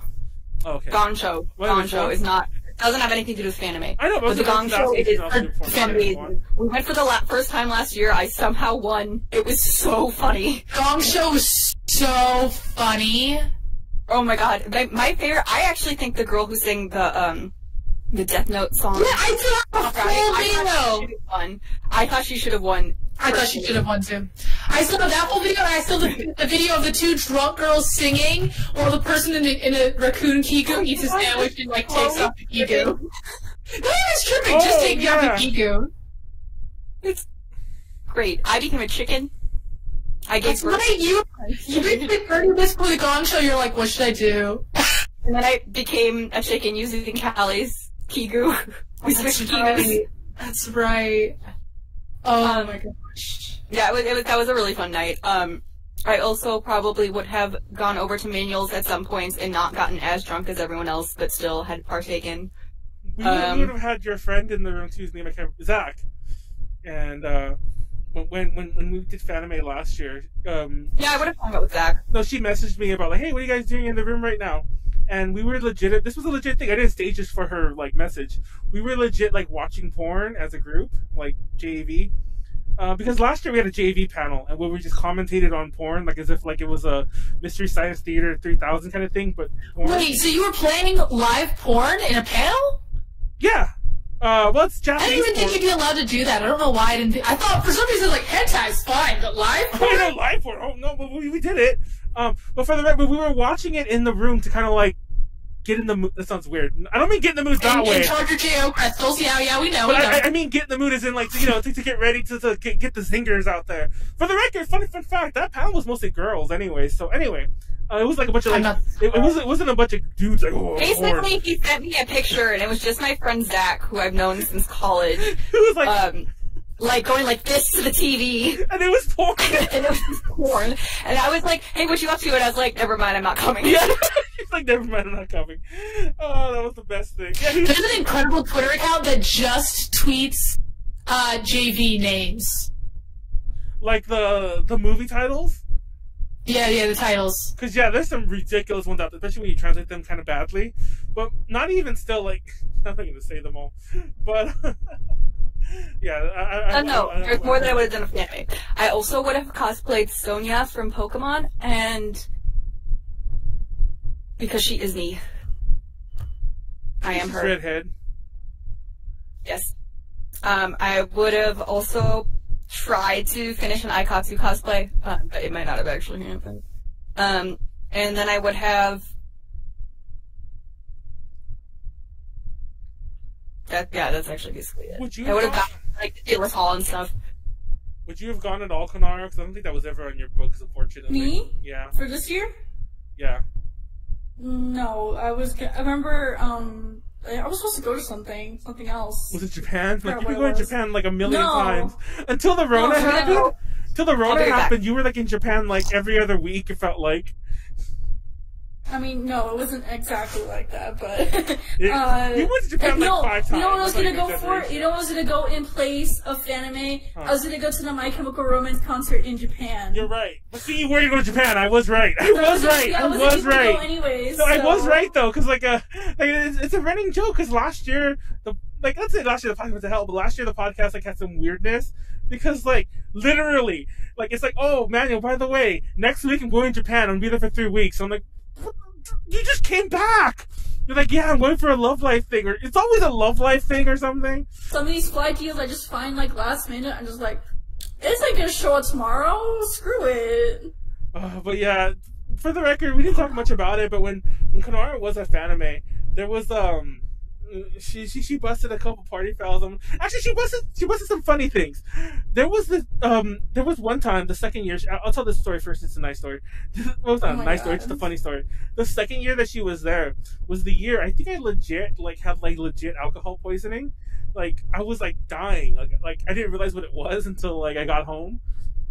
And I just sat there for hours, not wanting to move. And I remember Konaru was like, "What are you guys doing?" It's like, "Oh, because you wanted to come and like talk about a panel before it happened."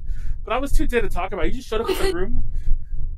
Like, hey guys, we need to talk about we rehearsed it. It was a variety. It was a variety panel, and I was like, hey, I know this is something you were talking about like last week.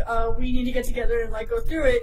And no, you just sat there and kept drinking. Yes, because like my dumb ass legit thought that would be the way to fix it. Here I am trying to be like super organized, like actually trying to make sure a panel goes well, and you're just getting drunk off your ass. Because I thought that would fix it. I'm like, oh, I don't feel good. I think I better drink some more, and that'll just like even it out. And like it was just making it far worse. Like yeah, I was like just dying of alcohol poisoning. Yeah, I think you're alcohol poisoning. Yeah. And then that was actually a funny panel we did. I remember like there was actually it went off pretty well, even though we didn't have as much rehearsal time. And I just remember Molly was on that one. I forgot what she was cosplaying. but she was cosplaying something that had like kind of a loose strappy dress. And the reason I bring this up, that she comes back just in time for this. And I remember like, there was a drawing one, like it was called like Picasso, where everyone had to draw something, and it was kind of like a telephone game but drawing instead of talking. And Cass was the first. That was like the best. Yeah, that was the best part of one. And Cass was the first one up, and like apparently the drawing prompt, only the first person knows what the actual prompt is. I was at the panel. Huh? I was there. Oh, you were there? Me? And yeah, this was the first time I had experienced A2J at all. And she drew boobs, and that's all it was. And she's like, wow, look at what she's wearing. And also, did you remember that part, Callie? Where Kat just drew her boobs, and that was it. I don't remember a lot from that panel, but I do remember you guys playing a drawing game. Yeah. That was the best part of that panel. Why weren't you on the drawing game then? I was the... Not you, Callie. Oh, she was not part of A2J at that point. This is my first time experiencing A2J. Like, literally, it was like, oh, Molly, you keep getting all these press passes. What's that about? And she was like, well, I'm gonna go do a panel with them. Do you want to come? I was like, sure. And I was like, in the front row. I should probably look at some of the remember footage. seeing Callie, too. I don't remember at all. Really? I'm not memorable? No, I don't remember at all. Like, did you go to the Edukino panel last year when I was, like, really fucked up? Like that? No. You went to a panel? I went to the burger panel again at Fanime. Yes, anime burger time is the best panel at Fanime. And get the shakes. Get the shakes that we got. I just remember that the panel before us at that year we did the variety one was like some conspiracy theory one, and Konaru was wearing like the foil hat that they had left behind. Yeah, I have that picture actually. Let me look it up. I think Cass you put on the foil hat that they had left behind. I'm like, what the fuck? But yeah, that was a fun panel. We actually we had, I don't remember what our prizes were. That we actually had really good prizes at ALA the time we did it after, but nobody went because they gave us that day one panel where like nobody was there day one, including most of us. Like Tiffany and Angie weren't there yet. There you go. It's her wearing the foil hat. That's before my hair straightening. Oh, that was fun. Oh, that fucking con. No, I mean that con particularly because that was the con I almost died at. I just remember like I went to because we did interviews that one too, and like I went to go do the interview and I came back and I was just like I felt like shit. I'm going back to the room, and I never made it back to the room. I just went to the park that's across from the Fairmont. And I just sat by a tree there for like an hour until I think that was before Konaru showed up. Because Konaru was looking for me in the room, and I'm like, fuck, I need to go to the room. And then I went upstairs and started drinking. But yeah. I probably want to drink, and I kind of have been cutting back a lot, believe it or not.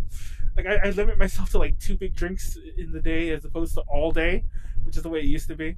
Is that a good thing or a bad thing? I don't know. Molly? Huh? I mean, it's good that you're cutting back, yes. Drink responsibly, folks. I don't know. What are the Fanime things we have to talk about? Oh, and then Konaru also showed up for the 18 plus idol panel that we did the year before. And because I think I just turned 18, and I was like, yeah, Konaru's baby. Jeez, but that was like 3 or 4 years ago for the record, the first one. So you're like 21. For anyone that has a con to Fanime. Huh? I will just say, Fanime is the best con. You should all go. Stage 0 was amazing. Thank you. That's all I have to say. Yeah, it is a really good con. Honestly, like I talked smack about them this year, but not refunding badges, and I still will because I was bitch move. And every other con did, and it was funny because like at the time they were kind of like, don't you guys know the cons aren't going to refund anyone? Because a lot of companies aren't, like Golden Voice and like the fuck's the Ticketmaster. A lot of them they literally changed their policies so like they won't refund you. So that was in the news. But cons weren't doing that. Our BTS concert didn't get refunded. Yeah, but cons weren't doing that. Except for South by Southwest. They were like the only one who really did. And Fanime was, and then all the people were like, no, this is going to be the new thing. Cons are going to refund. Then every other con that canceled refunded everyone. So now Fanime still looks like they're the weird ones. And now they're trying to backpedal. Now they're like, talk to us in December. And I think they're just bullshitting. I think they're going to, when December comes, there won't be like people remembering anymore. But I still love the con. But I'm going to complain about something entirely unrelated right now, okay? And you can't stop me. I'm really fucking annoyed because everyone on Twitter is talking about how this one media outlet was like, I can't believe they created this completely false article about Skyrim Grandma, and I can't believe the media is just bullshit, and this is so horrible of them, and nah. If you watch the video that Skyrim Grandma made about it, she literally says, I've been getting patronizing comments. Because of that, I don't like streaming anymore, or I don't like recording anymore, so I'm cutting back because it's affecting my health. But everyone on Twitter is like, I can't believe this article. That's exactly what the article headline was. Basically, Skyrim Grandma cuts back recording because of an onslaught of patronizing comments. Yeah. And she responded and it's like, it was not an onslaught. I love my viewers. Like, and everyone's like, see, this article's such bullshit. The literally only problem was the word onslaught. Everything else was 100% true. And the thing that people don't understand is they think like, oh no, she's not cutting back. She's totally fine. It's not health. She is. All of that is 100% true. The point of the article is still true. Sorry. Completely unrelated. I'm really pissed about it. No, it's funny because I saw that too, and not to get onto the other hype train, but like, I didn't know who she was. I knew who she was before that article, for the record, but I didn't know who she was until around the time that video, I should say, was going around, because even though it's not really similar, but it kind of is, that they're both old. It kind of tied into a part of the Ethan Keemstar drama, and with the old RuneScape streamer. You know what I'm talking about, right? I almost called you Callie, which I'm just like making up names now. Callie just left. What is she getting? She's getting drugs. She's getting her edibles. Just getting her edibles. She just walked away. She didn't want to talk about Keemstar. We don't talk about Keemstar in this house. Wait, what's Keemstar? Keemstar. Don't worry about it. Don't think about it. Don't worry about it. So, Fanime, I've been watching Youth with You. I'm not caught up, but I've been watching it. Oh yeah. So I was watching Youth with You, and then Manuel was like, "Oh, producer idol or producer camp." Because of Joyce Chu. Joyce Chu is a contestant on Produce Camp. Produce Camp has much better pedigree with the contestants. There's a lot more SANG girls and SNH girls that are in there. But then again, I mentioned this before. Because apparently Callie didn't know this, and I just wanted to point this out. Produce Camp, or I forgot what the Chinese name is. Produce Camp is the Produce 101 show in China. It took over for Produce 101 China. Now it's called Produce Camp. I thought that the other one was. I thought that Youth with You was. Youth with You started the same year. Well, they even have the same freaking mentor. Well, Ella was on the first season of Produce 101, and now she's on Youth with You. They're literally rival things. Like Produce Camp is done by Tencent Media. Of course, Tencent owns everything. That's a whole other story. And IQI, I don't know how to say it. What? IONA? No. Oh, IQYA. Yeah. Ichi, if you want to go the Chinese way. Oh, Ichi. okay. It is depending on who you ask, because it does have different names depending where it's, yeah. Because obviously Ichi is kind of a weird thing for Americans to say. They do say IQI or I've heard so many different things officially from like Ichi representatives who pronounce it differently themselves. Anyways, that's the rival show. It started the year after Produce China. So yeah. Anyway, what do you? Who are they? Oh, it's Oh, the new Nanabun game. Yeah, you have. Sorry, my ring light. I gotta download that. You have a ring light? I just realized that, but yeah, I only see it. Yeah, I have a ring light. It's called Nana-On, I guess is the short version. It's coming out in like a couple hours. Tell me how to live my life. I have no idea what she's talking about. I just read that in the chat. But yeah, I wonder what I should drink responsibly. Oh, it's funny because when I uploaded the Drunk Podcast, there's a reason I started saying drink responsibly. When I uploaded the Drunk Podcast, one of the things that it warns you on YouTube, I had to check a thing to monetize it or not about like whether we did drugs in it, and I couldn't tell if alcohol was a drug or not as far as YouTube was concerned. I just didn't monetize it. But in the long-winded parts of it, it mentioned how we could be responsible if people like if we don't tell people beforehand not to do it, you know. And I'm just like, I'm not your fucking dad. I shouldn't be telling you like what you can and can't do. That's not my place. No, but there was a YouTuber that like she does stuff on like how to like cook with like a candle or like at your office or whatever. Do it and they died.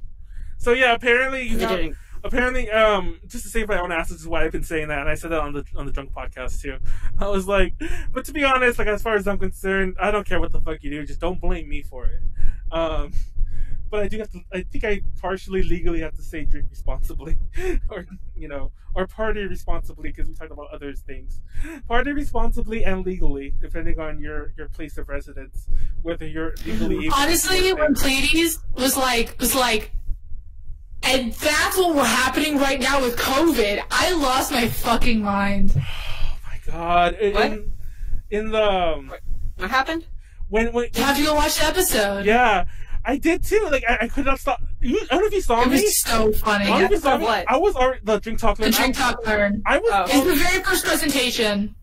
I was already drunk when we started his presentation because I already had like about 5 or 6 shots. Well, I was already buzzed. I wasn't drunk. I was fine, but it killed me. I could not stop laughing. It was about Gurren Lagann, but the thesis statement was that Gurren Lagann is, I mean, you know, retroactively a metaphor for not letting COVID-19 keep us from progressing as a society. Yes. And I was like, and mind you, like, I told Callie before he was even on, like, I was kind of like, I actually wanted him on. Like, Matt actually had yeah, you told me he was a troll before. Yeah, Matt actually had a good presentation, and I'm glad Matt was there, even though he didn't get that drunk. Wait, which Matt is this? Because there are problematic Matts and okay Matts. It was the Matt that, I don't think you actually know him. Okay. Yeah, I don't think you know him. Only people do, like, Yuji knows him. Anyways, he goes to a lot of VK things, J-Rock things. He doesn't go to many cons anymore. Anyway. Is the Matt who has a Final Fantasy character in his name on Facebook? No, he's fucking, I hate him. He's also a creeper and all sorts of bullshit. Yeah, that's the one I was talking about. And he's the one that was like flirting with Kaz when she was like 12 or whatever. Not that young, but basically. Actually, not even basically, like about that young. But anyway, and he's older than me. But anyway, I asked both Matt and Pleiades because I wasn't sure if Pleiades actually be on, but I was so glad Pleiades be on. I knew he was gonna go like do something bullshit. I didn't know he was gonna do that bullshit, like, you know, like pull something like far out of his ass. Because you say that, but he had like a beginning, middle, end, and a thesis statement. He actually did. Matt just a list of types of people. Yeah, of people they wanted on Terrace House. Types of people he wanted on Terrace House. He did name a couple. He did want Yo-Yo, and he did a few more specific people, but most of them were like French Legionnaire. I want a French Legionnaire. I want a pawn shop employee, and it like when he pawn shop employee. And then when he showed the page, it actually was Rick Harrison. And I'm like, what the fuck? And he's still kind of role playing on my post about it. Watashi wa Rick Harrison desu. I'm looking for like love and whatever the fuck. But yeah, oh my god, yeah, fucking. Does Earth House have non-Japanese people on it? Sometimes, but they have to speak Japanese. Exactly. I mean, there was a season in Hawaii, so yeah. I don't think that they would like we actually brought that up. That like I don't think you'd have like a translator who'd have to like be there all the time. No, so you would have to know Japanese. Yeah, but they don't have to know that good at Japanese. Yeah, it's just fucking like his fucking thing on my chat thing. Watashi wa Rick Harrison desu. Oh my god! I just need to get a dictionary out every time you guys talk. I can't wait for the next Drink Talk Learn. We gotta talk about the schedule. We should wrap this up. We'll talk about Drink Talk Learn in about 2 seconds. I want to talk about when we do that again. Fanime is great. Konaru should go next year. I should go next year. If the Rona doesn't. Yes, come to all the California cons. Come to AX. Come to the Fanime. She's never been to ALA. Buy me money. Come to ALA. I'll buy you some money. Buy me money. I do have a large amount of money in United now because my Japan trip got canceled and they, just gave me credit. Yeah, but we're going next year, Callie. What was that, Callie? You're still 10, I see. But yeah, that's that. Can come to Fanime. If it's still going on, the plan is to go next April, hopefully. Yeah, that's hopefully. I'm trying to go in December. Ooh, good luck with that. I don't know about that. I know, but I'm just aiming for that for now. If not, I'll just get pushed back. We'll see what happens all around, but yeah. I'm also starting to wonder, I don't know, but then again, like we talked about before the podcast started, the world seems to be like, or at least the US and Japan seems to be like, yeah, the virus is gone. It's gone. They're just pretending it didn't happen. Yeah, it's crazy, and I don't know, it's going along pretty well, because I have friends who I didn't think would join in that, and they totally have. They totally bought into it too, so I'm like, I'm actually shocked on a lot of levels. I didn't want to call anyone out, because it's everyone. It's literally like everyone, and I can't call people out. Not me. Not fucking me. I don't live in my house. But it's still there. Yeah. It's not even slowed down! It's not even slowed down! I know! That's the crazy thing! Quickened! No, that's the crazy thing. It's like people are still getting mad infected. It's just like doubling and tripling. The rates are higher now than they have ever been. And everyone is legit just like, we're fine. We're fine. I'm losing my fucking mind. I'm sneezing on my grandma. We're like over 100,000 people dead, but we're fine. We're fine. And it's only increasing. It's only, the rates are only going up. I can't believe it. I just really can't believe it. And I still see people, I actually offended a couple people. Not to get too political here again, because I bring this up every so often. But I feel like we kind of have to. It's the world we live in. But every so often, I still see people who claim it's not real because no one they know has it.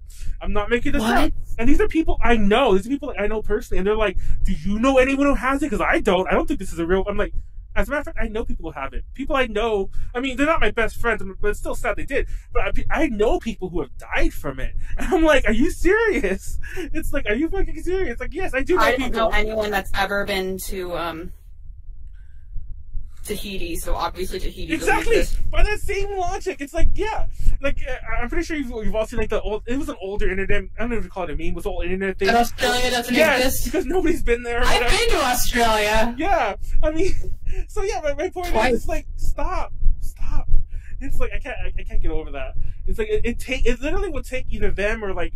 And I'm not saying that I want this to happen. Don't take me out of context. It literally would take them or a family member or a loved one to get sick and maybe die from it. Then they'll change their mind.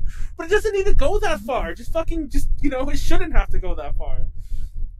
Anyway, I don't know. My mom got a COVID test, and wow, I'm very dark right now.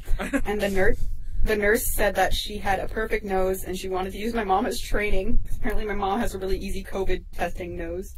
Oh, to go all up in there. To do this. That's how you take the test.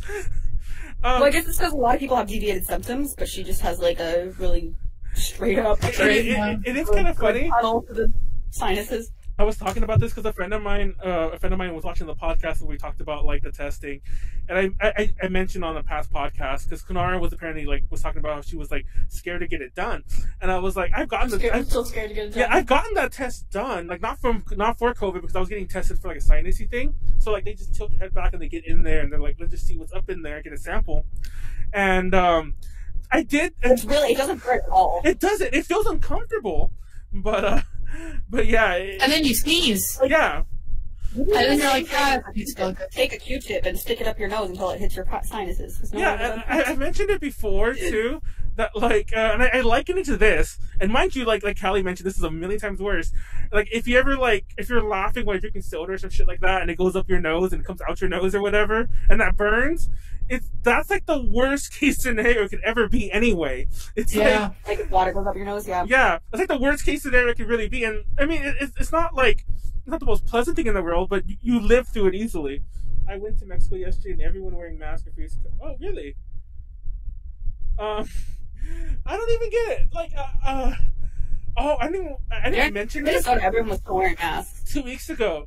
It was actually when I was partying last weekend, like home, mind you. When I was don't wear masks. When I was partying last weekend, I ordered food the next day in the morning, like from McDonald's. It doesn't matter what I ordered from. I ordered food from like DoorDash or Grubhub for sure, because I complained about it.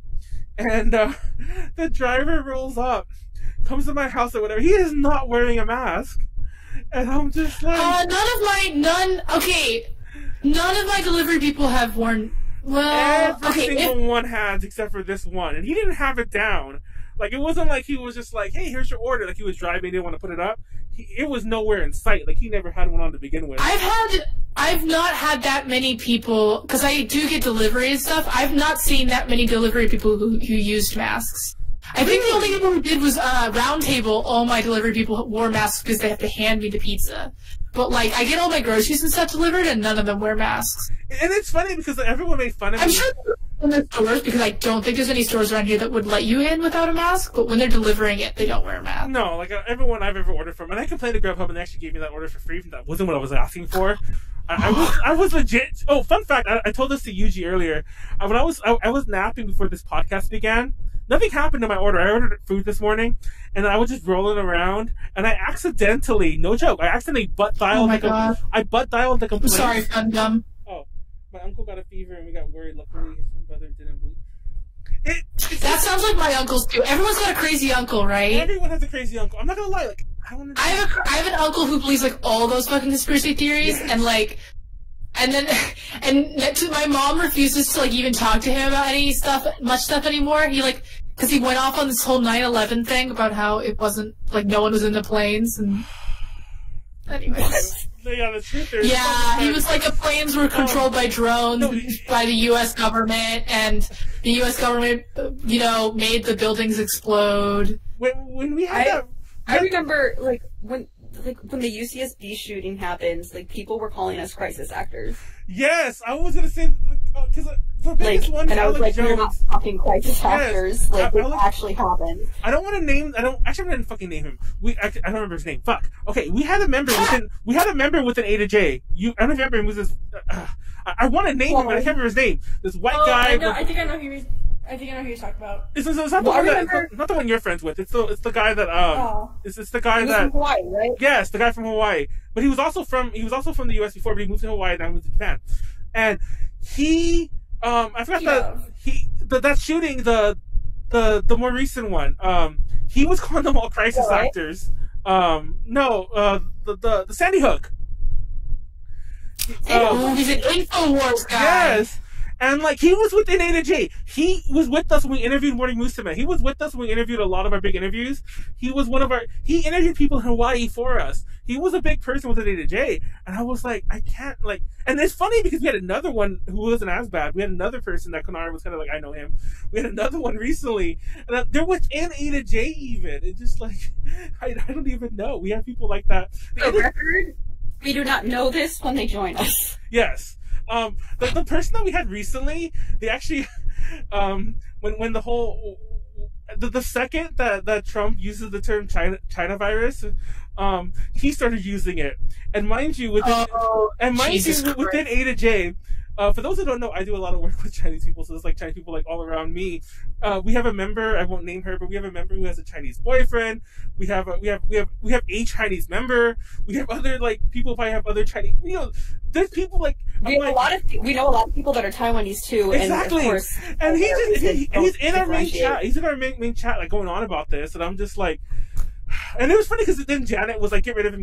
I'm like, and no joke, I legit told her this, and I did it exactly the way I said it. I was like, I'm gonna keep him around until I start getting stir crazy because of the fucking lockdown, and then I'll kick him. That's exactly what I did. And I just kept him around. Why would you do that? What's wrong with you? He wasn't doing anything. I just kept him around until I got like so tired. He was spewing bullshit. That's doing things. Not in the chat though. No, he was. He was in the chat, but he stopped. He didn't after that. And then I got rid of him because I was just done with it. Because part of the reason I liked having him around, this is a stupid reason I will admit, because there is a limit.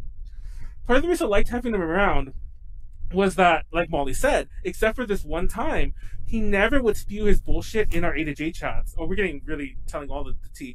But, like, he would never spew the bullshit in A to J chats. He would just do it on his own page. And if you were friends with him on social media, you would see. But he would never tell you, and he would, like, if we were having a conversation, he would leave us alone. Why? The reason I kept him around, though, is because I thought it was a nice little, like, indicator that, look, Manuel doesn't actually have to, like, hate everyone, because that's kind of the rep I have sometimes. He can get along with people who he totally disagrees with. But there is a limit. There is a limit. Here's the thing. There are things you can disagree with on a person. Exactly. With a person. That are different than them being an avid watcher of InfoWars and spreading InfoWars conspiracies. Yeah. Like, that's... Yeah, there's a lot of... Has anyone ever watched Alec Jones? Like, well, I don't think he even has I don't know where you watch him anymore, but I did watch him a couple times when he was still on YouTube. Yeah, he has like an internet show, I think. And his show's ridiculous. And I'm not saying the obvious reasons, but I'll never understand how people believe him on anything, because literally, I'm not exaggerating, like every other like paragraph, I know people don't talk in paragraphs, but I don't know how else to put it. Every other like block of talk he does, he'll plug his pills or his like powders or his whatevers, and it's laughable. And it's like he'll legit tie it in. He's all like, a little bit. He's like, everyone's a crisis actor. Sandy Hook was staged. They like killing kids. By the way, if you don't like killing kids, go buy our pills that get the testosterone. And he'll legit just segue into that, and then he'll go right back to the story. And people still like, nobody sees anything wrong with that. And it just blows my mind that people are this fucking stupid. And I'm sorry if you watch. If you listen to Alec Jones, you're stupid. There you go. I'm just saying. I was talking to someone once recently. I'm not gonna say who this person is, but I kind of asked this, like, where do you get your information? Because some of the information they had was true, but it was just like the way that it was like framed was whatever. And they were like, well, you know, like different things. Like there's like different like conservative talk radio hosts, which aren't necessarily all bad. I'm not saying they're all bad, but there are some. A lot of them are bad. Yeah, there are some that are okay, but like most, yeah.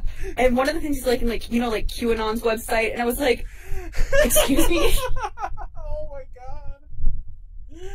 Excuse me. I mean, I will. Okay, the one thing I'll say, some of the stuff that they have on there is true, but it's not like a people that things are true is you put it in, like, you put a conspiracy theory wrapped on the far edges in facts, but then you're like, bullshit, bullshit, bullshit, bullshit, bullshit, bullshit. It's the... And I was just like, okay, like, I try to be very open-minded. Like, I really, really do.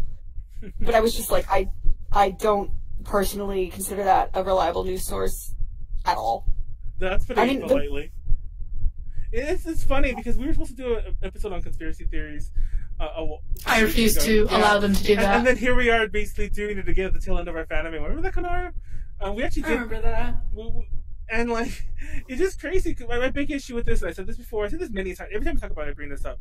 Why I really can't stand conspiracy theorist types is that it's never just one. No one ever just believes that 9/11 was an inside job. No one ever just believes Sandy Hook was an inside job. Nobody ever just believes that the UCSB shooting was just crisis actors. Nobody ever believes just the one thing. It's always, I'm not saying they believe all of them, but it's always a smorgasbord of like because, you know, you find the source and you're like, oh, I believe them on this. Let's see what other videos they've made. Oh my god. Because yes, the random YouTuber on the internet is the one who's like, who you should. Oh my god, that's like, did you guys the only thing about conspiracy theories that has ever brought me any amount of serotonin, is that there was like a YouTube video that was, because, you know, a large amount of conspiracy theorists are also Trump supporters. So there was a video that was like, Trump has solved the chemtrail. Trump has canceled the chemtrails program. If you see any chemtrails, that's a good chemical to cancel out the chemtrails. But then there's a ton of people in the comments being like, we're still getting chemtrails here in Billings, Montana. We're still getting chemtrails here in Minnesota. Like, it was... That's just general boomer talk. It is. But it was just like the conspiracy theorists. Like, it's not that they didn't believe that Trump had canceled the chemtrails program. It's that they will, like... They were further entrenched in the conspiracy theory than they were to the person. And it was just so funny to me. Sorry. It's all ridiculous. It's all fucking ridiculous. I can't get over, like, there's so many things we talk about how, and I don't know. I said it last time, there was a recent. It wasn't just like a post. It was like somebody had made a whole thing about it that people were like other media outlets were making articles on it about how to get one to not believe in conspiracy, not to not believe, but to like sway someone away from believing conspiracy theories. And it was obviously angled towards towards coronavirus, for the record. And it basically was like baby talk them and be like, why do you believe this? Well, let's talk about it. Like, and I'm like, I'm sorry. It's like, well, you don't need to use that tone. I mean, it's a tone of voice thing. It is a tone of voice, I will admit. But it's just like, I'm sorry. It's like, I know we have to live with these people, and I know there's a whole bunch of them. I already did this spiel. I'm not going to do this spiel again. I already did this exact same spiel. I'm not going to do it again. You can't bait me into it. I'm baiting Callie. You can tell what I'm doing. But yeah, for the record, I already said this the last time too. There is a legit percentage, like a pretty sizable percentage of like of voters who think the government is run by lizard people. Like, it's not that sizable. That's insane. It's more flat earthers than there are lizard people. I forget how many. I forget what the percentage is. It was like 4 or 6%, and like that doesn't sound like a lot. It's not that high. It's not that high. It was that high. No, it's not that high. That's false. That's false. Hold on. Sample size or reporting. Oh, it's not that high. I've had the Twitch stream open this whole time. Hold on. I shouldn't have. Hold on. Percentage.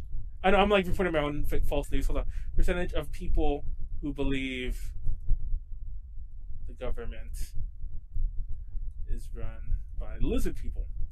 Konaru, do you believe in lizard people? Yes. Oh yeah. It's 12 million people. It is. Like, it is that many. Sure, maybe, but it's not something I like actively believe. Well, mine just 12 million. What's 12? Alexa. They haven't asked 12 million people. What the fuck is this number? Let me finish telling you how they got that number. It's the percentage I told you. Alexa, what's 300? Oh, shut the fuck up! I'm googling it now. They'll ask like 100 people and then just multiply that. Yeah, they probably asked like how, and they probably asked that's false. Same concept. But that's every. Okay, I think this is. I don't know. How they do everything. Yes, that's every fucking poll. I know that. There is not 4% of America. Or not. Well, did you say 6 or 4? 4 to 6. I forgot the exact number, but it was definitely at least 4. I think it was 6 though. It has to be. If it was that many people, if it was that many people, one of my uncles would believe it. Okay, I just did the math in my head. What did I say? 12 million, 12, 13? That's about 4% of the U.S. population. I think it's 323 is the U.S. population million. That's about 4%. So yeah, it's like you're getting at. I mean, you're getting the number. I mean, doesn't matter. It's like, yes, technically it should be like, okay, then like one of your uncles should, but it's also like, it's out of a random sample, the likelihood, it is more likely than not that one of them would. It's not like actually, you know. Callie, go ask your uncle if he thinks the lizard people run the government. I will. I will do that next time I see him. I don't know when I'll see him because I really hate that side of my family. Oh, but... How do we know A to J isn't controlled by lizard people? You don't. You really don't. I'm not going to say whether it's 4%, according to this. I want to see the sample size of this study. I'm going to look. But I told you it was 4%. And I know, I'm looking at the sample size of the study. I'm looking at the actual study. Oh my god. I like how I brought this exact same statistic up 3 or 4 weeks ago. Oh, motherfucker! The page is a 404. that kind of tells you something. They knew. Well, it doesn't matter. It doesn't matter. Okay. It does matter! Okay, hold on. I don't want to say it doesn't matter. Let me back up. Let me stop. Let's stop for a minute. Everyone take a breath. Even if it isn't 4%. Okay, here we go. Even if it isn't 4%. Honestly, I thought that was a bit high anyway, but that's the way polls are done in the U.S. That's the way they're done. It's more than should believe it. Exactly. I'm sorry. 1 person is stupid. 10 people is too much, and I'm positive it's more than thousands who believe it. I know it's more than thousands. I wouldn't be surprised if it's at least 1 million. It's too many. It doesn't matter how. It has to be that many. No. I'm willing to bet that that Joe Schmo, Republican voter in the deep South Mississippi, is like, Obama was a lizard person. And I assure you that has come out of some person's mouth, that exact sentence, somewhere in bumfuck Mississippi. But anyway, A to J may become corporate shills, but we are not controlled by lizard people. And if you want to corporate shill us out, G Fuel, we hear you drop Keemstar. Actually, I hate G Fuel.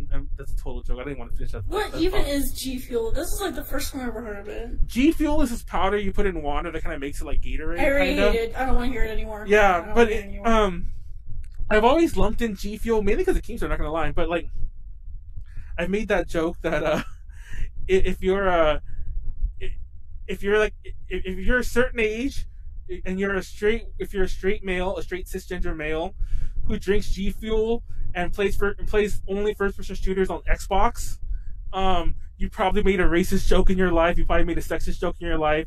You probably made a Hitler joke in your life. All the above many times. I feel like most people have made those kinds of choices at some point in their life. Well, I mean, you've probably done it a lot more recently and several more times than everyone else. Because let's be real here. I'm pretty sure, I don't think we'll have to play who did what when, but I'm pretty sure everyone has in the world, But I mean, as in repeatedly, purposely, out loud. But yeah. Once you know that it's someone has told you it's wrong. Yeah, I think some people make those jokes before you're a kid. Yeah, exactly. When I was a kid, I'm not gonna say I'm gonna say some bullshit. Cancel Manuel 2020. Did you hear when Manuel was in elementary school? He said this. But yeah. Oh man, Callie, are you having fun going down the rabbit hole that you're going down? Apparently. I'm reading the full results of the study. Oh, you found it. Yeah. I found the I don't know what page I was looking at, but the actual PDF of all the results. I love how the RIP FanimeCon 2020, RIP Conspiracy Con 2020. I am really not so sure about the. I think there's a skew in this study. I want that towel. Because I'm looking at some of these answers, it's kind of ridiculous. Give me the towel, Molly. You're no. This is ridiculous. This definitely has a skew to it. I mean, are you saying the leftist mobs are destroying that one to make the truthers look bad? I'm just making this bullshit. No, I'm saying that perhaps that people who are deeply entrenched in conspiracy theories are more likely to fill out polls. Well, that is true. I mean, I'm not gonna lie. That's one of the there's the validities, the different validities in a study, and for something to be considered a valid study, it has to fit at least a certain number of them. But it's always important to look at not only how big the sample size was, but where it came from. For instance, most psychological studies are actually done on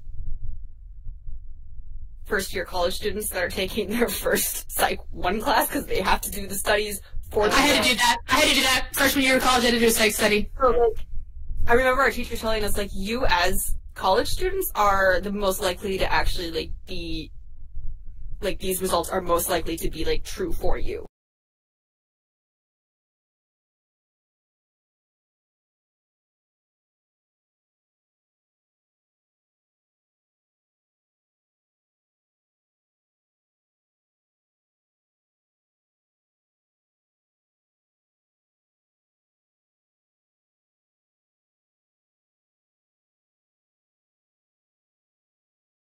I'm not gonna lie, the lizard people one, I'm kind of that might be, but I believe that. I totally believe that. Do you believe that almost 1 out of 10 Americans believe the moon landing was fake? Yes! Probably more than that. Probably more than that. I would have said 30, 40%. What do you think the percentage of people who believe that vaccines cause autism is? 30. Oh, at this point, 40? Yeah, 30, this was given... It's not 40? Are you fucking kidding me? It's not even close to that. I know people who are close to me. It was in 2013. But still, that's what I'm saying. I know people who are close to me who believe in all the ones you just mentioned, in one person. Yes, right. But it's not. And those are entry level conspiracy theories. Those are the ones that everyone. I don't think everyone believes in, but those are the ones that that's baby's first conspiracy theories. How many people in America in 2013 do you think believe that Obama is the Antichrist? God damn it, Konaru! Wait, how many what? How many people in America in 2013 do you think thought that Obama was the Antichrist? What percentage of Americans do you think thought that? 40. You guys have such a skewed perception of Americans. It's actually fucking insane. No, because it's about. I mean, I think these numbers are off, and these numbers are not even close to what you guys are saying. Okay, that's what I'm saying. I think you have a weird skewed. I think you live in a bubble where you don't know these kind of people, because I see them all the time. No. I see these people. You guys definitely, I mean, Manuel specifically, is definitely in a bubble where these people are more likely to happen. I mean, I'm being real with you, because people make fun of me. Like people's always like, "Where do you meet all these people?" Like, I just do. Like. Okay, I think it really... No, real talk, like I've mentioned this before, for those who don't know, I kind of have separate friend circles, and I have, like, my work friends are so far removed from, like, the weeb circles, like, 99.9% would never be caught dead at convention, or, like, you know, would ever be watching anime or anything like that. They're completely removed, and... They exist in both. My point is, I have a very different sample size. And that's not even just that I have my music friends and so on. So I just think that I have more people to judge. Half an hour ago, you were going to end the podcast. Yeah. Yeah, and then how did this start? It's more just like it's hard when you. And like this is for me too. Like I just don't know because I haven't lived in like very many areas, other than like super liberal areas. I have gone to the backwoods bumfuck of Texas, and I've met these people. And even among the most Republican of Republican, it's still, like, there's still a divide between these people who believe the crazy conspiracy theories and the people who are hyper-conservative, and I think that you are conflating them far too much, Manuel, specifically. No, I don't think it's... I think you're just underestimating them. No! Maybe there's a middle ground. I know people believe this shit too. Maybe there's a middle ground, Callie. I'm just saying. I just think that study was skewed. You said popcorn. Don't what? No, popcorn. You want some popcorn? Because I'm about to go pop some right now. I know, like no, pop some corn. This is just me and Callie arguing again. It's like that fucking. By the way, anyone watching live, I might cut this out of the YouTube version, so you guys are like seeing some. Keep it in. I haven't decided yet. Doesn't matter. Anime podcast where we devolve to our. Yeah. I haven't decided yet. Definitely though. I mean, I will admit, definitely these kinds of people have been on the rise. I think they're coming more out of the woodwork. I think people are more.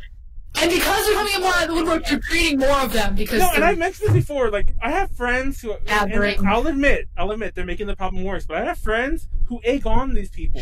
Yeah. And by the way, I fucking hate your friends that do that. I'm not gonna lie. They're not good people.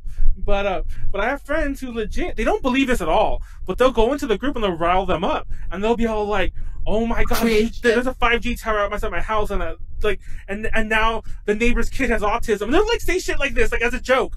But then suddenly, like 10 or 20 people, like that as a joke, but like totally facetious. Then like people will believe it, and sure, maybe some of them are trolling too. But within those trolls, there's some people who are 100% are like, "It's true. This is the evidence I needed. This random person." I don't think 5G causes autism, but it's like anytime there's 5G more. 5G causes everything. I'm not even making that up. Like you look up 5G causes blank, and you'll do it on Google. It'll be one of the things, I assure you. I've seen it cause everything. I've actually seen it move away from the coronavirus to causing other bullshit. It's just ridiculous. For me, it's like, it does worry me a little bit, just in the sense that, like, anything that has any amount of, like, waves going anywhere is a little bit concerning, but I'm not, like... I mean, there's no studies to show that it does anything. Yeah. Just saying. Believe it or not, like, we should have brought it up when Pleiades came on. Pleiades had a much more, like, he wasn't like, it causes coronavirus.